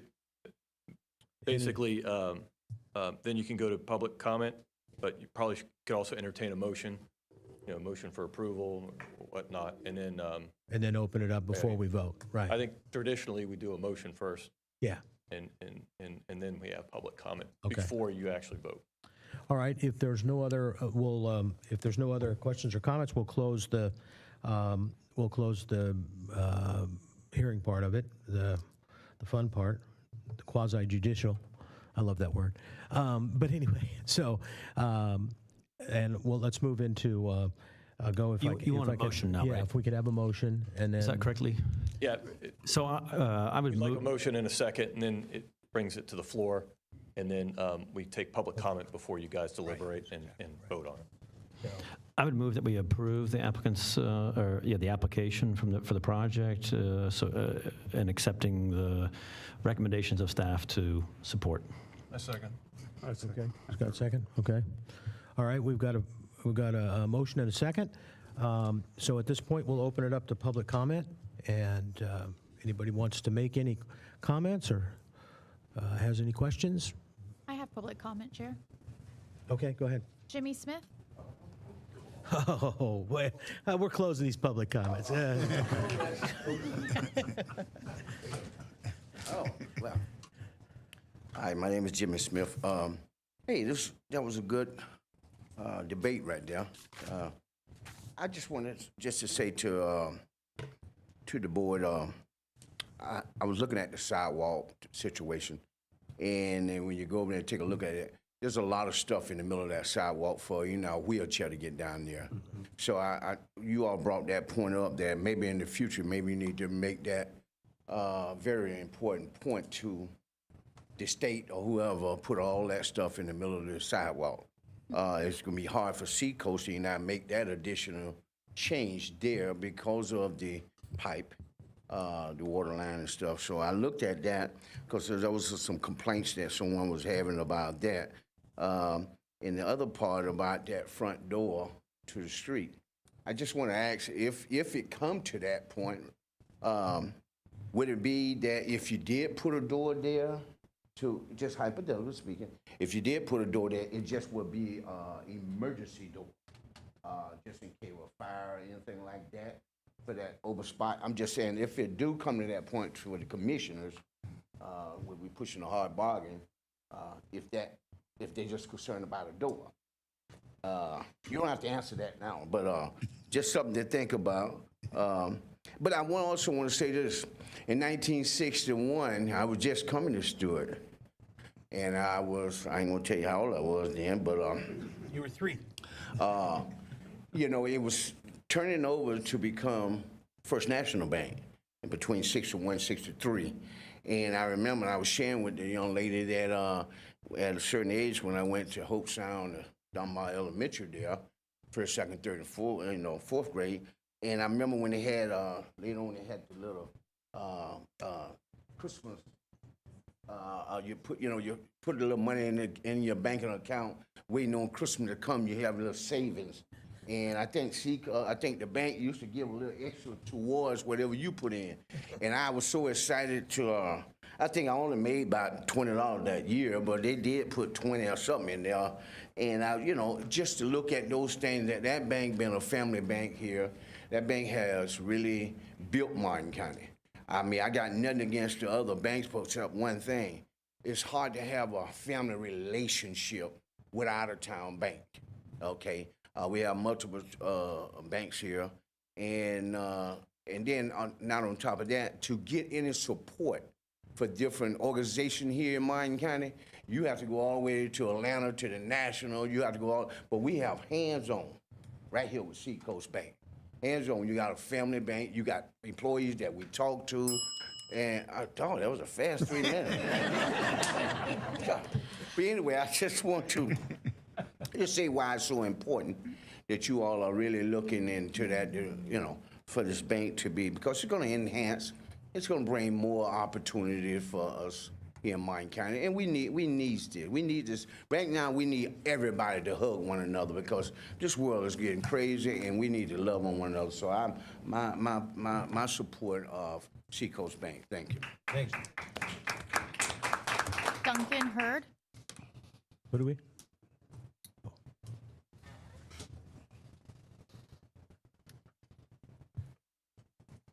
Good evening. My name is Duncan Hurd.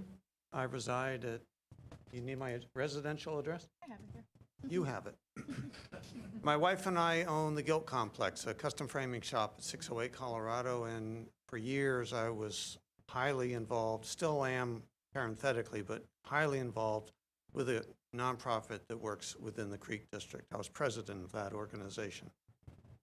I was also a very strong supporter of the redevelopment, the new zoning codes that were approved in 2023 for this area. So that I'm providing that as context. When I first saw these plans, my jaw dropped, quite literally. I'm sure you all are familiar with architectural design and costs and things of this nature. It is clear to me that Seacoast Bank is sparing no expense in the redevelopment of this property. You see it in the number of windows and the natural light that is being introduced into the space, and that third floor wraparound with only windows. You see it in the relief within the length of the facade on Colorado and facing the parking structure. It would have been very easy and simple to just do a straight building like your Bank of America building. But they provide that setback relief, a visual relief, that I feel is very important. The amount of landscaping that's going into this project is commendable. And the redesign of the pathways, not only the walkways for pedestrians, but vehicular pathways. It's all so well thought out. And as a result, we often think of the existing 1962 structure as an iconic design of the time. And this will update and I think will become as iconic as a gateway into the city. It certainly sets the tone, and I don't think we're going to be staring Fort Lauderdale in the face with high-rises. You wouldn't allow it. And I'm not going to talk to the specifics of the exemptions that are being asked for because A, the 3 minutes goes very quickly, but others have spoken to it. But I think all of us will agree that in the last 20 years, the way we conduct our lives and the way we conduct our business has changed dramatically. Certainly in the last 60 years, which is the age of this building. And it should therefore come as no surprise that Seacoast is asking at this time to redevelop this property and put a more appropriately designed and constructed building in use. I had so much more to say. Anyway, I am strongly, strongly in favor of this project, and I urge you to your approval on it. Thank you. Ted Astolfi. Good evening. I'm Ted Astolfi. I'm here on kind of two accounts. I'm a very long-time resident of the city of Stuart since 1978, and I also represent the Economic Council. And I just have to say that the Economic Council does not support specific projects like this. So I will say personally, as a long-time customer and a long-time Stuart resident, and somebody who's been on the city LPA and P&Z, I strongly support this project. I was also very involved in the early days of coming up with the Creek concept, the Creek Districts for Arts and Entertainment, and even naming it the Creek District. So I will talk from that personal perspective.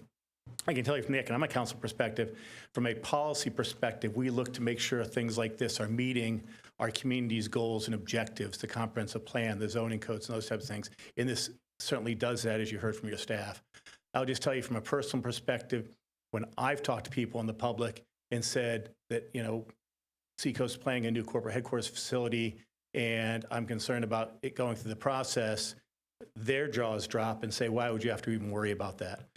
We should be rolling out the red carpet for them. They're a 100-year-old company. They've done so much to build our community. I did economic development for a number of years in this county and city, and I can talk to you about the number of businesses and even other corporate headquarters that are here, and their facilities are here specifically because of Seacoast Bank. It's not just their ability to loan money and be a true community bank and have those personal interactions. It's their involvement in the community. It's not just the money that they give to the not-for-profits. It's the time. I can tell you from running a not-for-profit and being involved in not-for-profits throughout this community, it is not only the treasure you bring, it is the time you bring. And as you are doing here, and I will echo Mr. Breckbill and Mr. James' comments earlier about thank you for, literally, you're all here today, which is amazing for a board like this. And I thank you for your time in doing that, because it really is critical, I can tell you from being involved in the city for so long, that you're here as volunteers doing these things. And you had great questions, and I sat here and listened to them. They are really good questions. I get the sidewalk thing, but I think what they've done with the meandering sidewalk around Colorado to help avoid that corner is tremendous. What they're doing to tie in Hudson Court to Kindred is going to be immensely positive in getting that when you think about pedestrian traffic the city's tried to create from MLK and Dixie with the boardwalk across the pond to Kindred Street there, and then continuing down, really creates a whole nother pedestrian pathway without being on Colorado, which is another wonderful benefit of this. Again, landscaping is a big thing. I think Bonnie and Clay, you're right. I watch you argue about trees up here, and it's great because we do. I remember when Carl Kruger was up here and he argued against palm trees. So thank you all. I'm a strong supporter of this project, and I thank you for a positive vote on this. Thank you. William Corbin. Good evening, everyone. William Corbin, Executive Director for the Business Development Board of Martin County. Thanks for your time. Very great questions. I actually spent a better part of a year as a interim planning director in a previous community. So understand the hard work that goes into this, and you know, the analysis that needs to be done. I just wanted to bring up a couple of points. I know there's a lot of things that may be repeated, but economic development, you know, we're focused on businesses and jobs and capital investment and tax base, and this is a project that would achieve all of those things, in my opinion. It's made up of two elements, economic development, that is, business retention and expansion, which is BRE, and attraction. And within that, you know, there are different categories of, you know, spaces and types of buildings and industries, and headquarters crosses all industries and headquarter types of establishments. And they're very important to a community. In my opinion, the importance of headquarters cannot be overstated. And Seacoast being one of those for this community, you know, Stuart, Martin County, you know, it's really excellent what they've done, what they've given back to the community, and what they continue to plan to give back in the years ahead, hopefully. Smart growth is something that I wanted to touch on, particularly with the CRB and what you all are looking at, and smart development, really important concept. Of course, you all know this, and it's an important goal of modern planning. And I believe that the proposed project achieves these goals with the pedestrian amenities, the enhanced landscaping, the open gathering space, as well as, not to mention the infrastructure improvements and the access and interparcel connectivity, which is so important. So, the proposed redevelopment, in my opinion, reaches those multiple goals related to sound planning standards, as well as positive economic development outcomes. So I think, all in all, this is something that I would, greatly support and would ask you all to support as well. So thank you for your time. Sheriff Budensiek?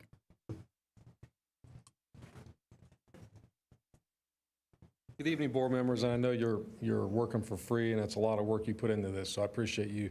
Give me a minute. You're not going to ring that bell on me, so I'll be quick. The presenters did a good job already of kind of highlighting the public safety concerns that I'm going to hit, and I think Chief Stanelovic's going to hit also.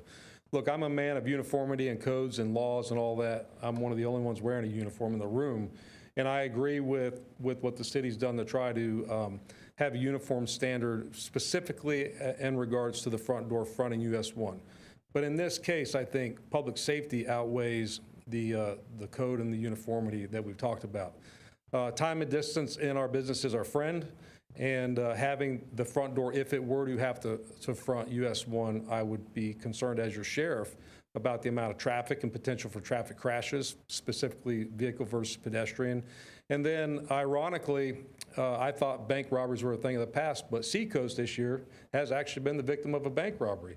And it was one of their banks, my bank in Hope Sound, where their door didn't front US 1, but the ingress-egress was so easy for the bank robber. They came in, hit the bank, and left. And that's what we're trying to prevent with the construction of this bank. They've set that bank up where if a criminal comes in there, it's going to be easier for us to spot them, do surveillance on them, but most importantly, detour them from coming there in the first place. So I appreciate, again, what you have done for our community. I'm vocalizing my support on the public safety side of what they're asking for. And I know I'm just talking, but if you have any questions, I'll answer them if that's appropriate. Lawyer, I'm not sure if I can do that. So with that, I'll cede my time back to you. Thank you. That's all for public comment. And just briefly, if I could just add, thank you for your time today. From the police department side, Sheriff Budensiek already touched on the public safety issues, which we all consider. I will say that on Friday afternoon around 5 p.m., I was on US 1 right in front of Mayfield Plaza, which is just a stone's throw from this area here, and a vehicle crash occurred as a person was driving out of the plaza, T-boned a car in the center lane on US 1, causing both cars to spin out. One of them went back up onto the sidewalk and into the shrubbery in front of the plaza. So we know the speed on US 1. We're trying to control that, but certainly pedestrian safety, the sidewalk feature, we like pushing the pedestrians down to Kindred and on the side streets over there. So for all the reasons we talked about, it comes down to safety for our community and the police response to the bank, which really doesn't garner a lot of police service generally, but when we do go there, we want to have the best odds to take care of the customers and the community. So any questions of me as the chief? If I could just follow up with a quick one. Sure. Just to remind you that you're still as a witness, still under oath.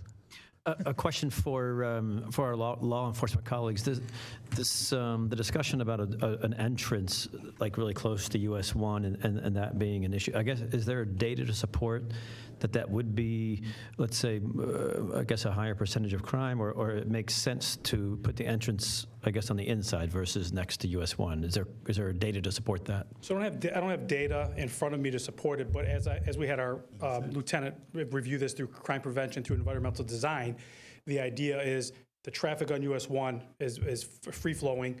If someone were to pull up on US 1, run in that door, run back out, they could be out to I-95, north or south on US 1 within seconds.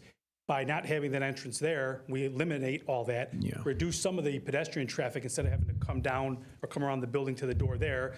You're doing your business on the parking lot side of the structure, that nice entryway. And so for us, it makes it easier. The surveillance cameras, more witnesses who could mobilize and call the police and say, oh, we saw the person get into a black car, they ran towards the parking lot or the parking garage, and they went out to Kindred. It gives us additional leads and additional follow-up. But I think from the safety perspective, pedestrian safety is also a consideration along US 1 with the traffic, and it's just pretty random at times. Thanks. Anything else? Thank you. I hear him coming back. There you go. Over to you, sir. Thanks. Sorry about that. You want me running a meeting, I got a 2-hour limit, I'm telling you. All right. Thanks, appreciate it. At this point, then, we have a motion, we have a second. Do we have, board members have any comment or any further thing they want to add? One last thing is, sometimes I talk too much, so just cut me off. But is there a way that we could, can we like enthusiastically, unanimously support?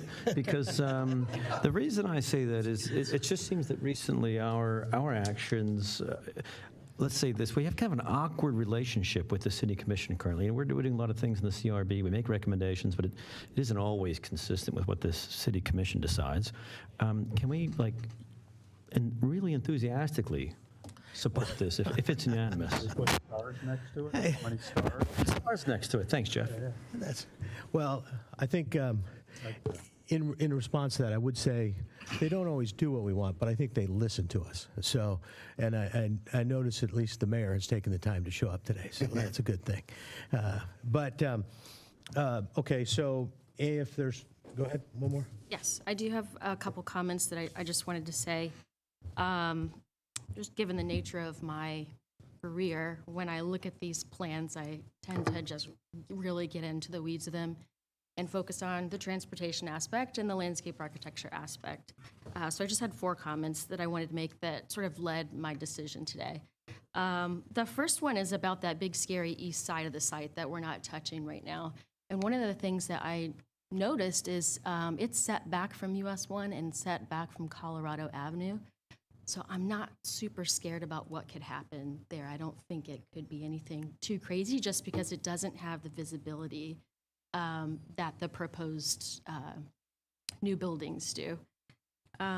Number 2, you're making some great improvements to not only the roadway, but the pedestrian network on your site. You're improving circulation and you're making it safer. And at an intersection that doesn't feel very safe, I commend that. It's also the network that you're proposing and the circulation that you're proposing are a key trait of the fabric of a historic downtown. So you are maintaining that sort of gridded network that we typically see in a historic downtown. Another point is that this intersection is probably our most prominent gateway into our downtown. I would be bold enough to say right now it's not your site, but the intersection is not very beautiful. It's not very pleasant. It's not saying, hey, this is downtown Stuart. You're in a special place. It's also often congested and you can get stuck there for a while on a bad day. And the way that this building is fronting the street, as a person who works in transportation, when you have things on the side of your street, like trees and buildings, it visually narrows the street and people naturally just drive slower. And I think that would be great for, US 1 Canner Highway. And the last thing I wanted to say, just so I can say something about trees, is that, and you guys have heard me just complain over and over again about landscape plans that come through here. I have no notes. You're proposing real shade trees, you're proposing a lot of natives, and I commend you for it. I just want to take credit for that because I was the one that. Nice try. I always get it to try. All right. Well then, with that, let's take a vote. We'll do roll call. Board Member Whalen? Yes. Yes. Oh, Wayland. Could you speak into the mic? I'm so sorry, I couldn't hear you. Board Member Whalen? Could you vote? Yes. Board Member Laughlin? Yes. Board Member James? Yes. Vice Chair Moser? Yes. Chair Breckbill? Yes. Board Member Scherer? Enthusiastically, yes. And Board Member Monero? Yes. All right. I appreciate it. I do want to go on record again as saying that I love this board. You guys show up, you take the time, you do the job. I appreciate all you do. We're going to take a quick 2-minute break so everybody can leave because nobody wants to hear the budget, right? So, Tracy, you can stay. But, a 5-minute or 10-minute break? Yeah, we'll take about a 5-minute break or so everybody gets a chance to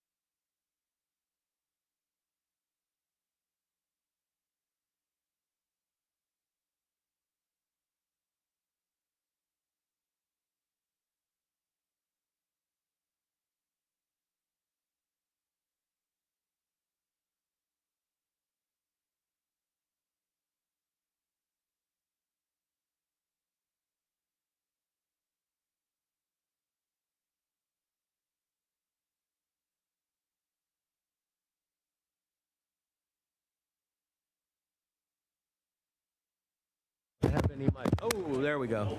All right, we're ready. I'm so sorry, I just need you to speak into the microphone and I can't hear.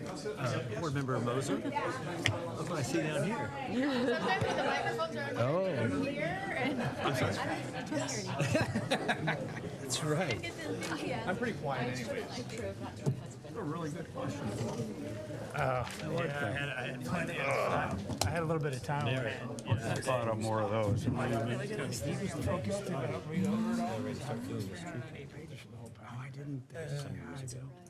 was involved in it. Yeah, there was bits and pieces. Yeah, there was a couple of guys who were pretty active in it. But he was. He pushed it all the time. He was good about that. Yeah. All right, we're back on here, ready to go. So, Pinal, you want to give us the update on the budget, and we'll get what we need to do. And I think we've had a couple presentations, so, if you want to focus on the changes, if there are any, or whatever, that's fine with me, whatever you want to do. Okay. Good evening, Pinal Gandhi Savda, CRA Director for the record. I provided the updated budget sheets to all the board members. I've had a small change since the item was published. It's regarding the Riverside Park Improvement Project. There's a remaining balance that was approved by the commission or by the CRA board last year. So we just had to move that to this year's fiscal year since there is a balance remaining. And we also had to increase the revenue side to balance the budget if you're going to have an expense for the Riverside Park Neighborhood Improvement Project. And I'll explain a little bit more as we go through the presentation. I know we do have some new members. So the primary source of the CRA's revenue is tax increment financing, known as the TIF. So when the CRA is established, a base year property value is set. And for our CRA, the base value is $299 million when the CRA was established. And as the property value increases over time, the additional property tax revenue is generated above the base value, and that is known as the increment value. And then we apply the city's millage rate to that and the county's millage rate, and that's what gets contributed to the CRA trust fund. And this is what we reinvest back into the community to support improvements. So as I mentioned, the CRA's base value is $299 million when the CRA was established. The current taxable value for the CRA is $940 million, so that gives us an increment of $641 million. And then when you apply the 4.9 millage rate, and then the county's millage rate, so there's a tax revenue of 2.9 million that gets contributed from general funds, and then 4 million gets contributed from the county's funds.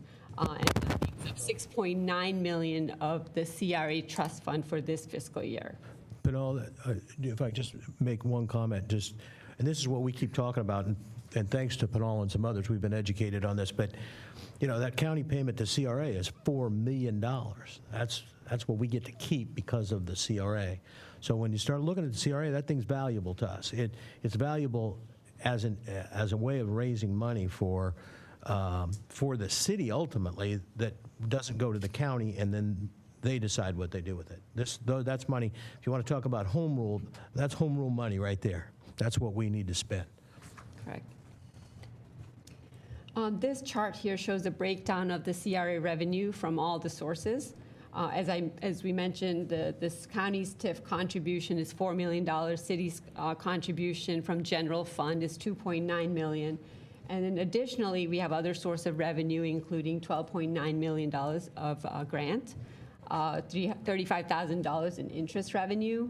We have a way signing program that generates a small amount of $2,700.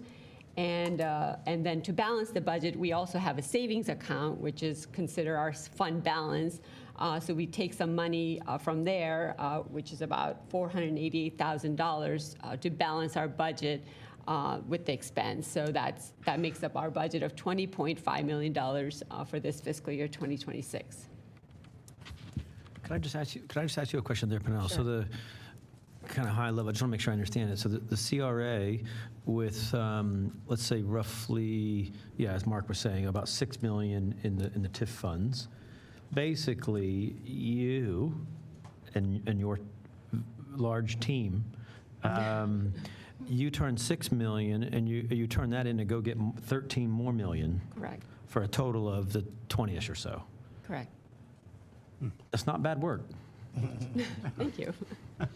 I just wanted to make sure we all know that. So it's not like the TIF funds come in and that's the fund for the CRA. Actually, we're actually smarter than that. So we have folks who are taking some of that to attract larger amounts through grants. Right. That's basically the model. And that gives us more money of TIF revenue to use towards projects. We're not just taking all the TIF revenue and spending it on really spreading it out. projects. Yeah, that's great. So then we have the expense side, which is also $20.5 million. And that's broken into different categories. We have operating expenses, personal services, which includes the salaries and benefits, professional services for planning and design for projects, grants for incentive programs like the mural matching program that we have, the business improvement program. And then the other uses like tram services, FEC leases, various maintenance projects in downtown. That makes up a small portion also. But majority of our expense is our infrastructure projects. So we're investing back into the community, and that makes up about 88% of our budget. And as a CRA, we have the responsibility to do improvement projects and implement those projects within the CRA boundaries. I'll just kind of walk you through through few of the projects that we're working on, and they're currently in this year's budget, fiscal year 2026 budget. So the Guy Davis Park improvements, that was presented at the joint meeting in July, and I think most of you were there at that meeting. That project is 90% completed in design. At the joint meeting, some of the board members discussed providing more shade trees in the park, better selection of tree species, also considering covered area for the concession stand. So we'll be updating those plans and bringing that back to the board for final approval in early next year. In the meanwhile, we're also working on finalizing our drainage report, submitting that to South Florida Water Management District for review. and take action. Usually, once you make the first submittal, they have about 90 days to review, so we expect to get their comments by December. We'll address those comments and resubmit back in January. And then, again, they have 90 days to review, and we expect to hear back from them by April or May of 2026. So there's that process going on. We're also coordinating with FP&L to relocate the overhead utilities that's currently conflicting with our design. So we've updated drawings from FP&L, and those will be submitted at the end of this month, so that way we can move forward with electrical plans for this project. We also anticipate to finalize the plans, and so once these items are addressed, we will bring it to the board next year, and then we'll finalize the plans, go out for bid in summer 2026, and then start construction in fall 2026. And you can see it in your budget sheet. There's a budget of $10 million for park improvements and $700,000 for skate park, for a total of $10.7 million for this project. And next is the downtown undergrounding project and streetscape improvement on Seminole Street. That's undergoing right now, and it's an $8.7 million project. We contracted with Burkhardt to construct that project. Kimley Horn is providing the oversight services. We started that project in May 2025. We regularly meet with the merchants and residents within our project area. It's called monthly coffee with crew meetings, and we've identified temporary delivery zones that you probably noticed that we have on Flagler and also on Colorado. Currently, they're finalizing their directional drilling and installing the conduit. We do expect to complete the sidewalk and curb on Seminole and streetlights and irrigation by November 2026. So by 25, you have, right? 2025. The landscaping portion will be remaining because there would be a conflict with the overhead utilities. So we'll do the landscaping on Seminole Street next year when those poles are removed. So we expect to complete the whole project as a whole by November 2026. You know, along that line on Seminole, I was back there just yesterday, I guess it was, and Napoleon Lively, you can't get to their building. What are they doing over there? Or what do we do in that situation? I mean, literally, it says parking here, and there's barricades and sand, and you can't get there. What are they doing? Do you know? Our contractors have worked with them as far as parking. They're using the parking where behind the Duffy's. So they use that as parking for the customers, and customers are able to walk to the business. Do they reimburse their customers for the? No, we've had a good relationship. We've been coordinating with them, and there has been no issues. Okay. All right, just curious. As I mentioned, all the conduit work will be done by end of this year. We'll start energizing and the undergrounding system. So between November 2025 and November 2026 that's when we're going to start switching the customers from overhead to underground. Also removing all the poles, and that does take a little bit of time because we have to coordinate with FP&L, Comcast, and AT&T. And then we'll finish out our punch list and final restoration by end of next year. So there is some unexpended funds. Off the top of your head, so that undergrounding project from end to end in terms of, like it was 1 or 2 blocks? The undergrounding is Seminole Streetscape, Osceola Street, also Colorado from Seminole to Colorado, yes, from Seminole to Flagler, and then St. Lucie from Seminole to Flagler. So it's a whole... Oh, right. So it's probably, maybe that's 3 or 4 blocks of street, 4 blocks, I guess. right. And is that totals around 8 million? 8 million for undergrounding and... So it's like 2 million a stretch. Got it. Thanks. I think it's not 2 million a stretch. I think a big portion of the budget's probably going to the Seminole Streetscape, right? Because they're totally redoing the street. Yeah, I see that. Everywhere else will be Just Other streets will be undergrounding. cheaper, like the average would be cheaper because they're just undergrounding. That's good to know. We do have some unexpended funds for that project, so that's why you probably see that in the budget for this fiscal year. We still have to pay the utility fees for AT&T and Comcast, and so that's the budget that you have in for fiscal year 2026. Riverside Park project, this is the project just north of the old bridge where we're installing new sidewalk, on-street parking, crosswalk, street lights, landscaping, and milling and resurfacing. It's a $2.7 million project. We received a grant for this project. So this project is substantially completed. We started back in August 2024. We did the walkthrough last week, and they're finishing up all their punch list. Any outstanding items will be finished by mid-October, and we plan to close out this grant by November 2025. Again, there's a remaining balance that we did not spend yet, so I need to move that money over to 2026 in order to finish out the project this year. Project Lift, this is a fully funded project. We received a grant for this project. We recently awarded Proctor Construction to demo and construct a new building. It'll serve as a job training center. The existing building is planned to be demolished this month, and the construction is anticipated to be completed by September 2026 to meet our grant deadline.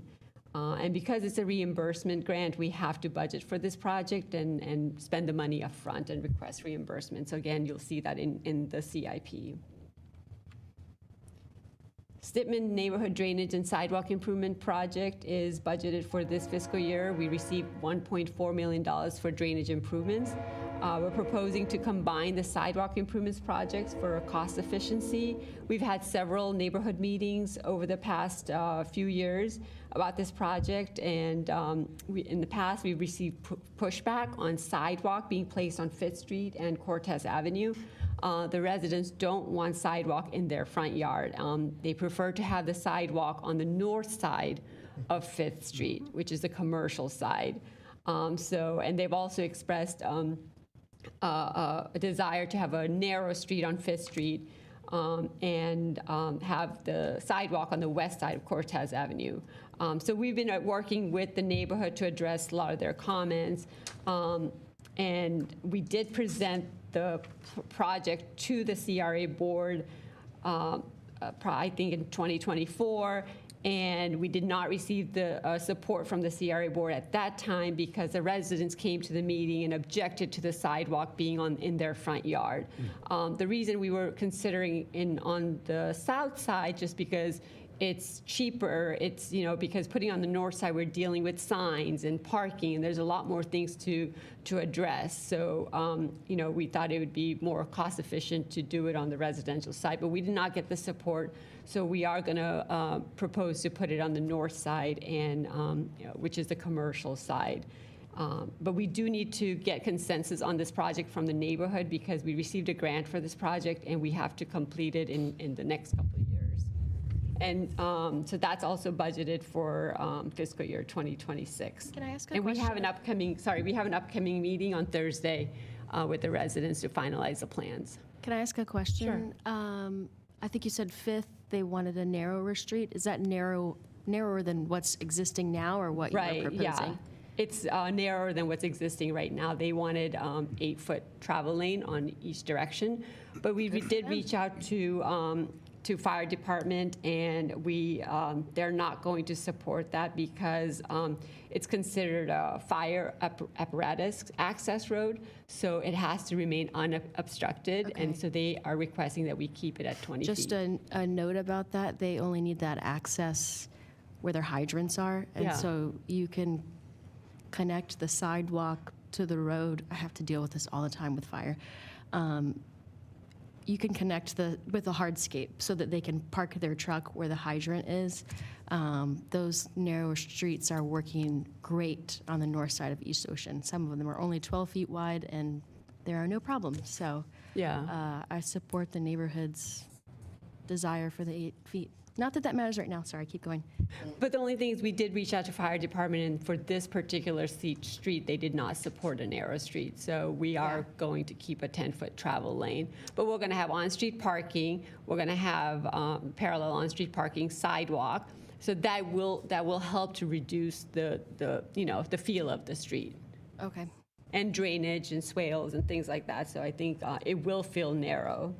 So that hasn't been designed yet because you're still getting the input on what's going where first. Right, exactly. Okay. And this will be the meeting coming up on Thursday. We want to finalize it and then bring that plans at the joint meeting next month. So you will see the final outcome from the meeting at the joint meeting. The tree infill program. The famous program in the right-of-way. So we did get a scope from Kimley Horn to help us prepare this master plan. So the first thing we'll do is evaluate and collect data of the current condition of existing canopy coverage within the CRA.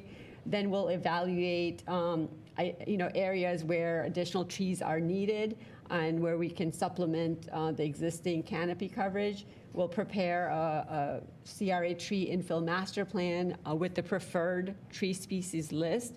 So if you have any tree species that you want us to consider, do let me know ahead of time, but we will bring this master plan and the tree species list to the board for consideration. Then we'll prioritize the areas and start phasing for implementation. We do have to, once we prioritize the area, then we'll start looking at this site-specific because we have to consider utility conflicts and if there are any drain inlets, street lights, drainage, just make sure that there's space available to put additional trees. And then once we finalize the landscape plan, then we'll go out for bid, and award the contract, and finally implement the project by phases. So in the budget, you'll see that I have a line item for design and then implementation, and we'll implement it in phases. So that's why I have it a 5-year plan. Love it. Another item that you see in the budget is a courtesy dock wave attenuator in the amount of $425,000. This is partially funded through FIND, transportation impact fees and CRA. This project is being led by utilities and engineering departments, so I'm just learning about this project myself. The existing downtown docking facility, it suffered tremendously through storm events over the years. So CRA would participate in partially funding a new courtesy dock that would better withstand the storm events. This will be a free and open dock, and it will be on first come, first served basis. Currently, we have 13 boat slips. The new dock will provide a total of 30 boat slips. This right now it brings about 1,400 boaters annually to our downtown, so this would be a good investment for the CRA, increasing the number of visitors to our downtown district. Panal? I've noticed, I watched that evolve over time, and they keep putting in different things, and they've got graphite plates, and then they put different types of rollers on there, and they all get destroyed the next storm that comes through. Yeah. I mean, what type of advice are we getting? What type of engineers are we getting designs from for something that's much more hardy than what we've been using? Like I said, this is being initiated by Public Works Department. So if you want more information on this project, I can have a separate presentation as far as who's designing it and just the history of this project. I'm just curious because everything that's gone in there has just been destroyed the next time a storm comes through. Sure, yeah. And I think that there was a plan to dredge that, because that's a dangerous, if you don't know your way around there, you can have a problem. And I thought FIND was helping to pay for some dredging down there. I'd be curious to find out if that ever, because if we're bringing in 30 boats, and the shallow spots there might be a problem. But anyway, I was just curious. Would you like to get more information on this project? There's a separate presentation from the utilities department. Yeah, let's find out let's just get an update on it. Sure. So this kind of summarizes the 6 projects that I went over: the Guy Davis Park, downtown undergrounding, Riverside Park, the project lift, which is on the Willie Gary site, Stipman drainage, and sidewalk improvements in the tree canopy program. These are all projects budgeted for 2026, and so these are the projects that we, will be working on this year. And then 2027 and onwards, we have the other projects that we've discussed, which is the Triangle District, the Dixie Highway Improvement Project from Joan Jefferson to Ocean Boulevard. We received a grant for that, so we have to wait till 2027 to go in construction, but we're working on the design right now, engineering plans right now. Then you have the Osceola Street extension, but again, that's kind of dependent on what happens with the City Hall site. MLK Streetscape Project, we're working on the design on that. And these are just all, from 2027 and onward project. And as we get closer to those years, I'll have more information on these projects. And that kind of summarizes my presentation, and I would like an approval on resolution number 06-2025, adopting the CRA budget for 2026 and the CIP. Okay, I'd look for a motion. Motion to approve? Second. Discussion? Anybody comments or anything? We're good? Looks good. We don't have to roll call on this, do we? Do we do? Okay, go ahead. Yes, we do. Board Member James? It's tough. Yes. Board Member Scherer? Yes. Vice Chair Moser? Yes. Chair Breckbill? Yes. Board Member Monero? Yes. And Board Member Whalen? Yes. Board Member Laughlin? Yes. That was an enthusiastic one. I know, I like that. Did I get one this time? That was great. Like that, 4 stars.